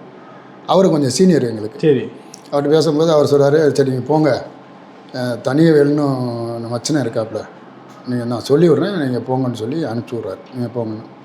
சரி வா நண்பான்னு கூப்பிட்டுட்டு போய் நான் தான் பஸ்ஸு அந்த அவங்க அட்ரஸ்லாம் வாங்கி கொடுத்து நான் அனுப்பிச்சி விட்றேன். நான் போகல, அனுப்பிச்சி விட்டேன். போயிட்டாப்புல. போயிட்டு 1 வாரம் கழிச்சு திரும்பி வந்துட்டாப்புல. அப்போ கரெக்டாக அந்த ஏப்ரல் மே டைம் முதல்ல தனியாக போயிட்டாரு, திருப்பி போயிட்டு 1 வாரத்தில் 1 வாரம் கூட இல்லை, ஒரு 4-5 நாள் இருக்கும். திரும்பி வந்துட்டாங்க. திரும்பி வந்துட்டா நம்ம அப்போ மே டைமா ஆனால் தீபாவளி டைமு, அக்டோபர் டைம்னு நினைக்கிறேன். அக்டோபர் நவம்பர் அந்த டைம் இருக்கும். ஊரில் மழை பெஞ்சு மிளகா ஒரு 2-3 ஏக்கர் நம்ம வீட்டில் போட்டிருக்காங்க. 2 ஏக்கர் 3 ஏக்கர் இருக்கும். சரி மிளகா வந்து போட்டு நம்ம வீட்டுக்கு ஆள் வந்து ஒரு 20 பேர் ஆள் வேலை பார்த்துக்க. நடுவே மழை பெஞ்சால் தான் பாவி வச்சுருவாங்க. மிளகாலாம் நம்ம கிராமத்தில் வந்து ஒரு இடத்துல பாவி வச்சுருவாங்க. அந்த பாவி வைக்கிறத மழை பேஞ்சிருச்சுன்னா ஊரில் ஆளை கூப்பிட்டுட்டு இதை அரிச்சு கொண்டு போய் அங்கே நடணும். அவங்களுக்கு வந்து மிளகா கண்டு கொடுத்துக்கிட்டு இருக்கேன் நான். ஒரு 11 மணி இருக்கும் வர்றாப்புல. வந்துட்டு 10லேருந்து 11 மணிக்குள்ளே இருக்கும். வந்து மேலே இருக்கேன் வந்துன்னு, என்னடா திரும்பி வந்துட்டேன் இங்கே அப்படின்னு கேட்குறேன். இல்லைன்பா நீ இல்லாமல் சரி வராது, நீ வா போவோம். சென்னை போய்ட்டு திருப்பி வந்து உங்களுக்கு போகிறப்பல. ஆமாம், நீ இல்லாமல் சரி வராது நண்பா நீ வா அப்படின்னா. நான் அப்புறம் எதுவுமே எனக்கு அப்போல்லாம் பெருசாக நமக்கு என்ன ஃபியூச்சரு அதெல்லாம் ஒன்றுமே தெரியாது. சரி நண்பன் கூப்பிட்டாச்சு போவோம் அப்படின்னு சொல்லிட்டு எங்கள் அப்பாட்ட சொல்லிவிட்டு பஸ்ஸுக்கு ஏதோ 100 ரூபா 50 ரூபா கொடுத்தாங்க. எனக்கு யாவும் இல்லை, 100 ரூபா கொடுத்துருப்பாங்க அதிகபட்சம். அப்போ நாராயணமூர்த்தி பஸ்ஸுக்கு வந்து 45 ரூபா தான். பஸ்ஸுக்கு டிக்கெட் கிடைக்கல. நேராக பரமக்குடி வந்து பரமக்குடி வந்து மதுரைக்கு வந்து மதுரையில் இருந்து 2 பேரும் போகிறோம். மதுரையில் வந்து டிக்கெட் அப்பவும் ஃபுல்லு. அவர் சொல்கிறான் கேபினில் போகிறீங்களான்னு கேட்குறான். அவங்க கண்டக்டராக டிரைவராக கேட்குறாங்க. கேபின்னா எனக்கு உண்மையிலே தெரியல, எங்களுக்கு 2 பேருக்குமே கேபின்னா என்னன்னு தெரியல. அப்புறம் கேட்குறான் என்ன கேபின்னா அப்படின்னு.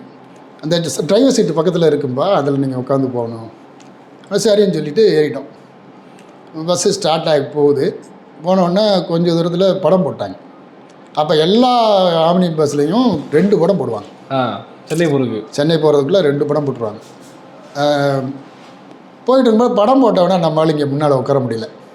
ஏன் நான் போகல, அவள் போய் நடுவில் துண்டை விரித்து கொண்டு போன பையை வச்சுட்டு அங்கே உட்காந்து 2 படம் பார்த்துட்டு தான் இங்கே வந்தோம். படத்து மேலே அவ்வளவு வெறி. அந்த மாதிரி அந்த படத்தை பார்த்துட்டு தான் சென்னைக்கு போனோம். அங்கே சென்னையில் யார் இருந்தா அப்படின்னா பெரும் எங்களுக்கு இவங்க அண்ணன் கார்த்தின்னு உங்களுக்கு தெரியுமில்ல, கார்த்தி அங்கே இருக்காப்புல. இப்போ நீங்கள் சென்னைக்கு வந்து இப்போ சினிமாவில் போய் சேர்ந்துட்டு வந்தீங்களா இல்லை ஏதாவது வேலை பார்த்தா போதும்? சினிமா தான், முழுக்க சினிமா தான், வேறு எந்த சிந்தனையுமே கிடையாது. எடுத்துகிட்டு எப்படி சினிமாவுக்கு போயிட்டீங்களா வந்தோன்னா? ஆமாம், சினிமாவுக்கு தான் போகணும், நடிக்க அங்கே போய் டைரக்ஷன் பண்ணணும். அவர் அப்படிங்கிற வந்து இவர் வேலை வந்தோடனே நேரடியாக சினிமாவுக்கு போயிட்டீங்களா வேறு எதுவும் வேலை பார்த்தீங்களா? இல்லை வேலை அவங்க வந்து போய் அதுக்கெலாம் வேலை, அதுக்கு சினிமாக்குள்ளே போகிற நுழையிறதுக்கு முன்னால் 1000 வேலை இருக்குது, 1000 பிரச்சனை இருக்குது. இப்போ போய் சினிமாக்குள்ளே போயிட்டல. போய் இறங்குனது வந்து சென்னையே கோட்டூர்புரத்தில் நாங்கள் போய் இறங்குறோம். மழை, தீபாவளி கிட்டத்தட்ட 10 நாள் இருக்குது தீபாவளிக்கு. பெரும் வெள்ளம்ங்கிறது நான் அப்போ 85 தான், 85 அக்டோபர் மாதத்தில் ஒரு பெரிய மழை சென்னையில் இருந்துச்சு, பெஞ்சிச்சு. அப்போ நாங்கள் போனால் 10 நாள் தொடர்ந்து 10 நாள் மழை. கோட்டூர்புரத்தில் இருக்கோம். நாங்கள் இருக்கிற வீடு வந்து அப்படியே மூழ்குது, அப்படியே நிறைஞ்சு படிக்கட்டுக்கு வருது தண்ணி.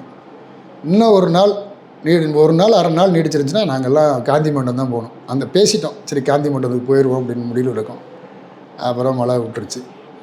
அப்போ அங்கே சந்தானம்னு அவங்க சொந்த அண்ணன் ஒருத்தர், அவர் வந்து இந்த இன்ஸ்டால்மெண்ட் கம்பெனி வச்சுருந்தார்.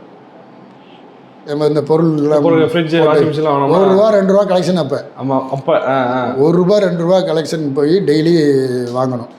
அந்த வேலை அதில் அந்த கம்பெனி வச்சுருந்தார். அங்கே போய் நாங்கள் போய் 10 நாள் மழை. அப்புறம் 1 மாதம் அங்கே சாப்பிட்டுக்கிட்டு இருந்தோம். அப்புறம் நான் சொல்லிட்டேன், எனக்கு எங்கேயாவது ஒரு இடத்துல வேலை ரெடி பண்ணிக்கணும். ஐசோஸில் இதே இவங்க பிரான்ச் இன்னொருத்தர் நடத்திக்கிட்டு இருந்தார், காளிதாசன் ஒருத்தர். அப்புறம் அங்கே என்னை மாற்றிட்டாங்க, காளி பேசுகிறான், காளீஸ்வரனும் பேர். அங்கே என்னை அனுப்பிச்சிட்டாங்க. நான் அங்கே இருப்பேன், வாரம் வருவேன். ஞாயிற்றுக்கிழமை மட்டும் அங்கே கலெக்ஷன் கிடையாது. அங்கேருந்து நேராக அங்கே கோட்டூர்புரம் வருவேன். இந்த வந்துக்கிட்டு இருக்க காலகட்டத்தில் பாக்கியநாதன் ஒரு நண்பர் என்று மண்புடன் ஒரு படம் டைரக்ட் பண்ணார். முரளி சித்தாராவை வச்சு ஒரு படம் பண்ணார். ஆராரோ ஆரிராரோ பாக்கியராஜ்கிட்ட அசோசியேட்டாக இருந்தார். கொஞ்சம் அதில் கொஞ்சம் தான் இருந்தார். அவர் அந்த ஏரியாவுக்குள்ளே இவரை மாதிரி டியூனு பாட்டு இந்த மாதிரி பாடி திரிங்கும்போது 2 பேருக்கும் நட்பு எப்படியே கிடச்சிருக்கு. இல்லை யாரும் சொன்னாங்களா, இல்லை யாரோ சொல்லியிருக்காங்களா, இல்லை எப்போ யதார்த்தமாக சந்தித்து இன்னும் நான் யாருன்னு பேசிட்டான் தெரியும். 2 பேரும் 2 ஃப்ரெண்ட் ஆகிட்டாங்க. அப்போ இவங்க கோட்டூர்புரத்தில் இருக்காங்க. சினிமாவுக்கு ஏரியா கோடம்பாக்கம், வடபழனி ஏரியா தானே போகணும். இங்கே இருந்துக்கிட்டு இருந்தால் எப்படி சினிமா கனெக்ஷன் ஆகாது. அதனால் என்ன பண்ணுறாங்கன்னா, நேராக இங்கே எல்லாம் வசதி இருக்குது, சாப்பாடு தங்குறது எந்த டென்ஷனும் இல்லை. இது எதுவுமே இல்லாமல் அங்கே விஜயராகபுரம் ஏவிஎஸ் ஸ்டுடியோ பின்னால் அந்த ஏரியாவில் தான் ஃபுல்லாக சினிமா குரூப் இருக்கும். அங்கே ஒரு ரூமில் போய் 4-5 பேரோட இருக்காங்க. இங்கே வந்து வர்றேன், வரும்போது சொல்கிறாங்க இந்த மாதிரி அங்கே போயிட்டாங்கன்னு சொல்லி. அப்புறம் நான் வந்து ஐசோஸ்லேருந்து அங்கே போய் அவங்கள போய் பார்க்குறேன். அப்போல்லாம் வந்து அதான் ரொம்ப அங்கே இருக்கும்போது அந்த ஃப்ரெண்ட்ஸு ரூமில் இருக்கும்போது அங்கே தங்க முடியாமல் ராணியோட குவார்டர்ஸுக்கு பின்னால் அந்த சுடுகாடு அதிகமாக சொல்லியிருப்பாப்புல. அங்கே ஒரு கிணறு, பொது கிணறு இருக்கும். சரி, அங்கே தான் குளிச்சுட்டு இருந்திருக்காங்க. நான் அங்கே இல்லை, நான் வந்து இங்கே இருந்தேன். நான் மட்டும் ஐசோஸில் இருந்தேன். அந்த மாதிரி பண்ணிக்கிட்டே அங்கே இருந்தாங்க. ஆமாம், ராணினர் குவார்ட்டர்ஸில் தான் பின்னால் பொதுவாக அந்த ஒரு சைக்கிள் கடை நண்பரோடு இருந்துக்கிட்டு அப்படியே அங்கே குளிக்க தங்க அந்த மாதிரி இருந்தாங்க. அப்புறமா அங்கேருந்து தான் என்ன பண்ணுறோம், சைதாப்பேட்டைக்கு வர்றோன்னு நினைக்கிறேன். சைதாப்பேட்டையில் நான் வந்து மணியம்மாள் இங்கே வேலை பார்த்தல, இதனால் இப்போ என்ன பண்ணால் யோகா கிருஷ்ணமூர்த்தின்னு ஒருத்தர் வந்து சினிமாவில் கொஞ்சம் ஆர்வம். யோகா மூலமாக நிறைய நோய்களை சரி பண்ண முடியும்னு ஒரு தாட், அந்த கான்செப்டில் ஒரு படம் பண்ணுறதுக்கு ரெடி பண்ணியிருந்தார். அவர் நான் ப்ரொடியூசர் ரெடி பண்ணுறேன், நீங்கள் எங்களுக்கு டைரக்ஷன் பண்ணுங்கள், 2 பேரும் சேர்ந்து பண்ணுங்க அப்படின்னு சொல்லி முடிவு பண்ணி. ஆனால் படம் பண்ணுறதுக்கு கொஞ்சம் ஒரு 6 மாதம் 1 வருஷம் ஆகும். அது வரலும் நீங்கள் வந்து இந்த மாதிரி இவர் வந்து இந்த மாதிரி பிஸ்னஸ் பண்ணுறாருல்ல, அப்போ நீங்கள் வந்து ஒரு இடத்துல சைதாப்பேட்டையில் ஒரு வீடு எடுத்து, சைதாப்பேட்டையில் ராயப்பேட்டையில் ஒரு இடத்துல ஒரு வீடு எடுத்து, சைக்கிள் 3 பேருக்கு 3 சைக்கிள் வாங்கி இந்த பொருளில் வியாபாரம் பண்ணுறது என்னங்கிறதெல்லாம் ரெடி பண்ணி நீங்கள் இந்த தொழில் பண்ணிக்கிட்டே இருங்க, அப்புறமா நம்ம வந்து படம் பண்ணும்போது பண்ணலாம் அப்படின்னு அவர் சொல்கிறாரு. சரின்னு சொல்லி அங்கே ஸ்டார்ட் பண்ணுறோம். ஸ்டார்ட் பண்ணி இந்த வியாபாரம் அதுவும் பண்ணுறோம். ஆமாம், அங்கே இருக்கும்போது தான் ஒரு நாள் சீமானுக்கு மறக்க முடியாத சம்பவம் என்னென்னா, இவர் என்ன பண்ணுறாருன்னா, சைக்கிளில் நாங்கள் பொருள் போடணும்ல, இப்போ நாங்கள் 3 பேர் தான் இருக்கோம், 3 பேர் தான் ஒர்க் பண்ணி ஆகணும், வேறு யாரும் சம்பளம் வச்சா சம்பளம் காசு கொடுக்கணும். இப்போ சைக்கிளில் லோடு ஃபுல்லாக ஏற்றி உருட்டிக்கிட்டே போய் பில் போட சீமான்ட்ட நோட்டை கொடுத்தா யார் பேர், எந்த அட்ரஸ்ஸு, எவ்வளோ அட்வான்ஸு, எல்லா டீட்டெயிலும் எழுதிடுவாப்புல. பாக்கியநாதன் பெரும்பாலும் ரொம்ப ஆளுக்குள்ளமாக இருப்பார், ஒரு காலு கொஞ்சம் ஊனம் ஒரு மாதிரி இருக்கும். இப்போ தான் போன மாதம் இறந்துட்டார் அவர். அவர் வந்து சைக்கிளில் அந்த இதெல்லாம் பொருள் வச்சுருப்பார், நாங்கள் தின்னுவோம், அப்படியே கேன்வாஸ் பண்ணிவிட்டு பொருள் கொண்டு போடுவோம். அப்போ இது ஒரு தடவை போட்டோம்னா திரும்ப போய் அதை கலெக்ட் பண்ணிட்டு வரணும்ல, வாங்கிட்டு வரணும்ல, பாரிஸ் கார்னரில் போய் வாங்கிட்டு வரணும். அங்கே தான் ஹோல்சேல் கம்பெனி அவங்களுக்கு நீங்கள் கொடுத்துட்டு நீங்கள் இஎம்ஐ மாதிரி வைக்கிறீங்க. ஆமாம், ஏற்கனவே நம்ம எப்படின்னா ஏற்கனவே பண்ணதுனால எனக்கு எல்லாமே தெரியும், எங்கே வாங்கணும், என்ன பொருள் வாங்கணும், எவ்வளோ குறைச்சி வாங்கலாம். சரி, ஹோல்சேலில் வாங்கும்போது நமக்கு வந்து ரொம்ப குறைச்சி வரும், அது ரீட்டைல் கடையை விட கொஞ்சம் தான் கூட வரும். அப்போ நம்ம இவன்ட்டே எடுத்துகிட்டு போயிடலாம், இன்ஸ்டால்மெண்ட்டில் தானே வசூல் பண்ணுறோம், அதனால் பெரும்பாலும் வாங்குவாங்க. அப்படி ஒரு நாள் வாங்கும்போது பாரிஸ் கார்னர்லேருந்து 3 பேருக்கும் லோடு, ஃபுல் லோடு, ஆளுக்கு 3 பேருக்கும் சைக்கிளில் ஃபுல்லாக பின்னால் பெரிய கோணி வச்சு கட்டுவாங்கல்ல, பாத்திரங்க இதெல்லாம் வச்சு கட்டுவாங்கல்ல, அது மாதிரி கட்டி 3 பேரும் புறப்பட்டு வந்துட்டோம். இதில் என்னன்னா, நானும் வந்துட்டேன், நான் ஃபஸ்ட்டு போயிட்டேன், அப்புறம் பாக்கியநாதன் வந்துட்டார். கொஞ்ச நேரம் கழிச்சு பார்த்தா இவர் பார்க்குறேன், வெயிட் பண்ணுறேன், ஆளே காணோம், சீமானை காணோம். என்னடா காணாமேன்னு சொல்லிட்டு, ஏன்னா அப்போ ஃபோனு கிடையாது, கம்யூனிகேஷனே கிடையாது, அவங்களாம் வந்தால் தான் உண்டு. என்னன்னா ஜெமினி பிரிட்ஜுக்கிட்ட பஞ்சரு வண்டி, சைக்கிள் பஞ்சரு. சரி, அங்கேருந்து இங்கே வரலும் மனுஷன் தள்ளிக்கிட்டே வந்துட்டான், லோடோட வந்தோடனே அள்ளுது. இனிமேல் நான் போகவே மாட்டேன், எப்போ விடு இனிமேல் எதுவும் போவேணா அப்படின்னு சொல்லி அது இதை கொஞ்ச நாள் அப்படியே ஓடிட்டு இருந்துச்சு. அப்புறமா தான் அந்த இதை கண்டினியூ பண்ண முடியல, இவங்க வேறு இடத்துக்கு படம் தொடர்ந்து அவரால் படம் பண்ணலைன்னு முடியலைன்னு சொல்லிட்டாரு. அதுக்கு பின்னால் மறுபடியும் வேறு ஒரு முயற்சி அப்படி தொடருது. அப்புறம் நான் வந்து மணியம்மாள் டெக்ஸ்டைல்ஸ்ன்னு சொல்லிட்டு மயிலாப்பூரில் இருக்குது, அடுத்த வேலைக்கு போகிறீங்க. அந்த வேலைக்கு போயிட்டேன். எனக்கு எங்கள் மச்சான் இங்கே இருந்தார், அதனால் அவர் மூலமாக நான் வந்து மணியம்மாள் டெக்ஸ்டைல்ஸு வேலைக்கு போயிட்டேன். அங்கே நான் தான் நான் ஏசி ஆள், கீழே மேலேயே ஒரு 45-50 பேர் ஸ்டாஃபுங்க இருப்பாங்க, பெரிய கடை. எனக்கு என்ன வேலைன்னா பில் போடணும், வர்றாங்கன்னா வர்ற கஸ்டமர்ஸை ரிசீவ் பண்ணி அவங்களுக்கு என்ன, எனக்கு நிறைய செக்ஷன் இருக்கும்ல, இப்போ வந்தீங்கன்னா உனக்கு என்ன வேணும்னா, எனக்கு வந்து ரெடிமேட் ஷர்ட் வேணும், இல்லை வேஷ்டி வேணும், டவல் வேணும் அப்படின்னா அந்த செக்ஷனில் அந்த பர்டிகுலர் ஒரு ஆர்டர் இருப்பான்ல, ஜீவானந்தம் எடுத்து, ஆமாம், கூப்பிட்டு பேரை சொல்லி, முருகபதி இந்தா இவங்க வேஷ்டி கேட்குறாங்க, வேஷ்டியில் பட்டு வேஷ்டி கேட்குறாங்க, இல்லைன்னா கதர் வேஷ்டி கேட்குறாங்க, இல்லைன்னா காட்டன் வேஷ்டி அப்படின்னு பிரித்து செக்ஷன் இருக்கும். அவங்கள பேரை சொல்லி கூப்பிட்டு அங்கே போங்க சார் நான் அனுப்பிச்சி விடுவேன். பில் போட்டாங்கன்னா பில்லு வந்து வாங்கி பில்லை போட்டு கொடுப்பேன், செக்கிங் கவுண்டர் கொடுப்பேன். ஒருவேளை வாங்காமல் போயிட்டால் அவன்கிட்ட போய் ஏன் வாங்கலை, என்ன காரணம், ஒருவேளை வந்து ஸ்டாக் இல்லையா, இல்லை அவங்க ஏற்ற குவாலிட்டி இல்லையா, டிசைன் பிடிக்கலையா, ஏதோ ஒன்று பார்த்து அதுக்கு இது பண்ணுவோம். இந்த மாதிரி வேலை எனக்கு இதில் 1 வருஷம் அங்கே ஓடிச்சு. இந்த காலகட்டத்தில் தான் அங்கே வந்து இந்த காலகட்டம் ரொம்ப கஷ்டமான காலகட்டம். எப்படின்னு கேட்டிங்கன்னா, சைக்கிளில் நான் வந்து சைதாப்பேட்டையிலேருந்து இங்கே வரணும், அந்த விஜிபி ஹவுஸ் பக்கத்தில் தான் வீடு இருந்துச்சு. 420 ரூபா வாடகை, 20 ரூபா கரண்ட்டு பில்லு, 400 ரூபா வாடகை. எங்கள் கூட நண்பர் ஒருத்தர் இருந்தார், அவர் 200 ரூபா கொடுத்துருவார். நாங்கள் 3 பேர், அவர் ஒரு ஆள், நாங்கள் 3 பேரும் சேர்ந்து 220 ரூபா கொடுக்கணும், அவர் 200 ரூபா கொடுப்பார். அந்த மாதிரி அந்த வீட்டில் இருப்போம். அந்த காலத்தில் அப்போ வந்து என்ன பிரச்சனைனா, எங்களுக்கு 2 பேரும் யாருக்குமே நான் மட்டும்தான் சைக்கிளில் வருவேன். சைதாப்பேட்டையிலேருந்து மயிலாப்பூருக்கு சைக்கிள் வருவேன். 9 மணிக்கு கடை ஓப்பன் பண்ணும்போது கடை வரும்போது அத்தனை ஸ்டாஃபும் நிற்கணும். அந்த கண்டிஷன் அது. லேட்டாக வந்து அப்புறம் மேனேஜர்கிட்ட கேட்பார், பதில் சொல்லணும். அது வேறு பெரிய இருக்கும். நம்ம அப்படி இப்பவும் போனதே கிடையாது. 9 மணிக்கு போனோம்னா நைட்டு 9 மணிக்கே வெளியே வர முடியும். 9 to 9 கண்டினியூவாக அப்படி இருக்கும். காலையில் என்ன எங்களுக்கு சாப்பாடுன்னா, இவங்க பகலில் ஃப்ரீயாக தானே இருப்பாங்க, அதனால் தூங்கிடுவாங்க, இல்லைன்னா விளையாடிக்கிட்டு இருப்பாங்க, என்னமோ பண்ணிகிட்டு இருப்பாங்க. அவன் நைட்டு பகலில் தூங்கிட்டு நைட்டு உட்காந்து கேரம் போர்டு ஆடுவாங்க. இல்லைன்னா எதையாவது ஒன்று பேசி நைட்டு பூரா தூங்க மாட்டாங்க. இப்போ நமக்கு அப்படி இல்லை.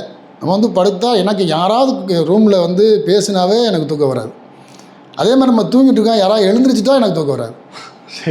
இப்படி அந்த ரொம்ப இதாக டிஃபிகல்ட்டாக இருக்கும். அப்புறம் அப்படி இருக்கும்போது காலையில் எழுந்திரிக்கும் போது நான் தூங்கிட்டு இருப்பாங்க.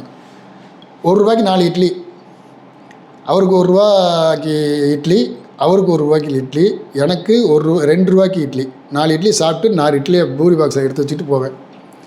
இது எவ்வளோ நாள் சாப்பிட்டுமா? இதை 1 வருஷம் சாப்பிட்ருக்கேன். கூட இருக்காங்கப்பா, எல்லாருமே ஒன்றா இருக்கோம்.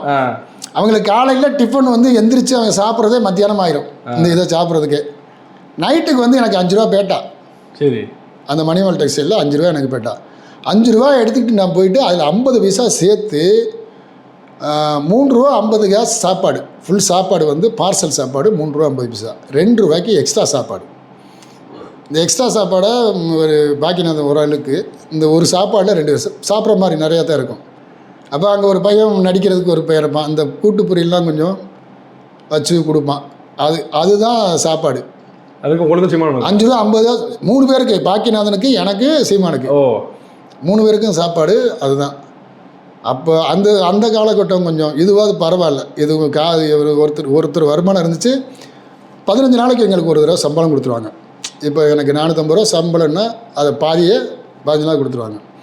அப்போ 200 ரூபா இந்த வாடகை கட்டுறதுக்கு எனக்கு வந்து ஈஸியாக இருக்கும். 200 ரூபா சாப்பாட்டுக்கு சரியாக இருக்கும். அந்த நேரத்தில் சீமான் வந்து வேலை தெரிஞ்சுட்டு இருக்காங்க சினிமாவில். ஆமாம், சினிமா ட்ரை பண்ணிக்கிட்டு இருக்காப்புல அந்த காலகட்டத்தில். அப்போ தான் வந்து அவர் சண்முகண்ணன் சொன்னார்ல, யாரை பார்க்க சொன்னார்னா தனிவேல்னு ஒருத்தர் அண்ணனை பார்க்க சொல்லியிருந்தார். அவரை தான் பார்க்குறதுக்கு பார்த்துக்கிட்டு இருக்காங்க. அவர் வந்து அவருடைய மச்சனை வந்து ப்ரொடியூசர் யாருன்னா ஆண்பாவம் ப்ரொடியூசர் சுப்பிரமணியன். சரி, அவங்க இதில் ஃபேமிலியில் 2 பேர், மச்சனனும் சுப்பிரமணியம், இவரும் சுப்பிரமணியனால எல்லாரும் வந்து பெரியவரையும் சொல்லுவாங்க, இவரை சின்னவரும் சொல்லுவாங்க. அப்படி தான் அங்கே வந்து இவங்க மச்சனால ஒரு படம் ஆண்களை நம்பாதேன்னு ஒரு படம், அலெக்ஸ் பாண்டியன் டைரக்டர் படத்தை முடித்து வச்சுருக்காங்க. இப்போ தான் ஜாயின் பண்ணி கொண்டு போய் அங்கே விட்றாரு. யார்? தனிவேல் மூலமாக. தனிவேல் நாங்கள் ஃபஸ்ட்டு வரும்போது அவங்க குடும்பத்தோட சொந்தக்காரர். நாங்கள் போய் சேரும்போது அவர் வீட்டில் கல்யாணம் பண்ணிட்டார். அவர் தங்கச்சியை, ப்ரொடியூசர் தங்கச்சியை கல்யாணம் பண்ணிட்டார். அது மூலமாக நாங்கள் போய் கல்யாணம் பண்ணிட்டாரா அப்புறமா கல்யாணம் பண்ணா தெரியல, ஆனால் ரிலேஷன் அவங்க. அதனால் அங்கே கொண்டு போய் சேர்த்து விட்டார். படம் ஜாயின் பண்ணவே இல்லை. அது இதுக்கு வரலும் படமே எந்த படமும் ஷூட்டிங் போனதில்லை, இதில் சினிமாவில் எந்த வேலையும் பார்த்ததில்லை. அந்த ப்ரொடியூசர்கிட்ட போயிருக்கார். ஆனால் அங்கே கதை கேட்பாங்கள்ல, ஒருத்தரும் ஒரு இதில் வந்து கதை கேட்பாங்க இல்லையா, அப்போ கதை கேட்குறாங்க சீமான்ட்ட. ப்ரொடியூசர் வந்து கதை கேட்குறாரு, என்ன கதை வச்சுருக்கா சொல்லு அப்படின்னு சொல்லி. அப்போ ஒரு கதையை சொல்கிறார். டைட்டில் என்னன்னு கேட்டிங்கன்னா பேசுங்கள் ஊமைகளே. பேசுங்கள் ஊமைகளே. ஆமாம், என்ன பேசுங்கள் ஊமைகளே அப்படின்னு. அமைதியாக இருக்காதீங்க, கொட்டை கொட்டை குனியாதீங்க, பேசுங்க, கேள்வி கேளுங்க அப்படிங்கிறத அதனுடைய அர்த்தம். கதையை சொன்ன உடனே ப்ரொடியூசருக்கு ரொம்ப பிடிச்சிருது. இப்படி கதை சொல்கிறான் அப்படின்னு சொல்லிட்டு என்ன பண்ணுவார், நீ தான் டேரக்டர் அப்படின்னு அட்வான்ஸ் கொடுத்தாரு. 100 ரூபா அட்வான்ஸ் கொடுக்குறாரு. சும்மா இதுக்கு கமிட்மெண்ட்டுக்காக கொடுக்குறாரு. நீ தான் டேரக்டர். ஏற்கனவே அலெக்ஸ் பாண்டியன் அடுத்த படத்துக்கு டிஸ்கஷன் இருக்காரு. இப்போ கதையை கேட்டேன்னா இவரை டேரக்டர் ஆகிட்டார். சரி, இப்போ படம் கமிட் பண்ணிட்டாப்புல. படம் கமிட் பண்ணால் இந்த இடத்துல இந்த காலகட்டத்துக்குள்ளே இடையில என்ன ஆகிப்போச்சுன்னா, நாங்கள் இருந்தோம்ல ஒரு 420 ரூபா இதில், அந்த ரூமு காலி பண்ணுற மாதிரி இருந்துச்சு. அந்த பையன் படிப்பை என்ன இருந்துச்சு முடிச்சுட்டு போயிட்டான். அதனால் தாங்க அங்கே இருக்க முடியல. அந்த நேரத்தில் தான் ரொம்ப கஷ்டம். சைதாப்பேட்டையில் போய் அந்த ஸ்லம்மில் போய் நான் அப்போ அங்கே இல்லை, நான் இங்கே மணிமல் டெக்ஸில் இருக்கேன். ஸ்லம்மில் போய் தங்குற மாதிரி சூழல். அது ரொம்ப நாள் இல்லை, கொஞ்ச நாள். அப்புறம் படம் இங்கே கமிட் ஆனவுடனே மாணிக்கம் அப்போ அவங்களோட பார்ட்னராக இருந்தாங்க. நாளெல்லாம் பௌர்ணமின்னு ஒரு படம் பண்ணாங்க. அவங்க அதெல்லாம் ஒன்றா எங்களோட படித்த பையன் தான் +1 +2 படித்தான். ஹரிதாஸ்னு ஒரு பையன். நாளெல்லாம் பௌர்ணமியில் படம் நடிச்சிருந்தான். அவர் மாணிக்கம் அப்பா வந்து ஒரு ரூம் தராரு. எப்படி ரூம்னா, ராம் தேட்டருக்குள்ள வரபில்ல, ராம் தேட்டருக்கு பின்னால் ஒரு பெரிய வீடு. அதில் வந்து ஒரு சோப்பு கம்பெனி இருந்தது.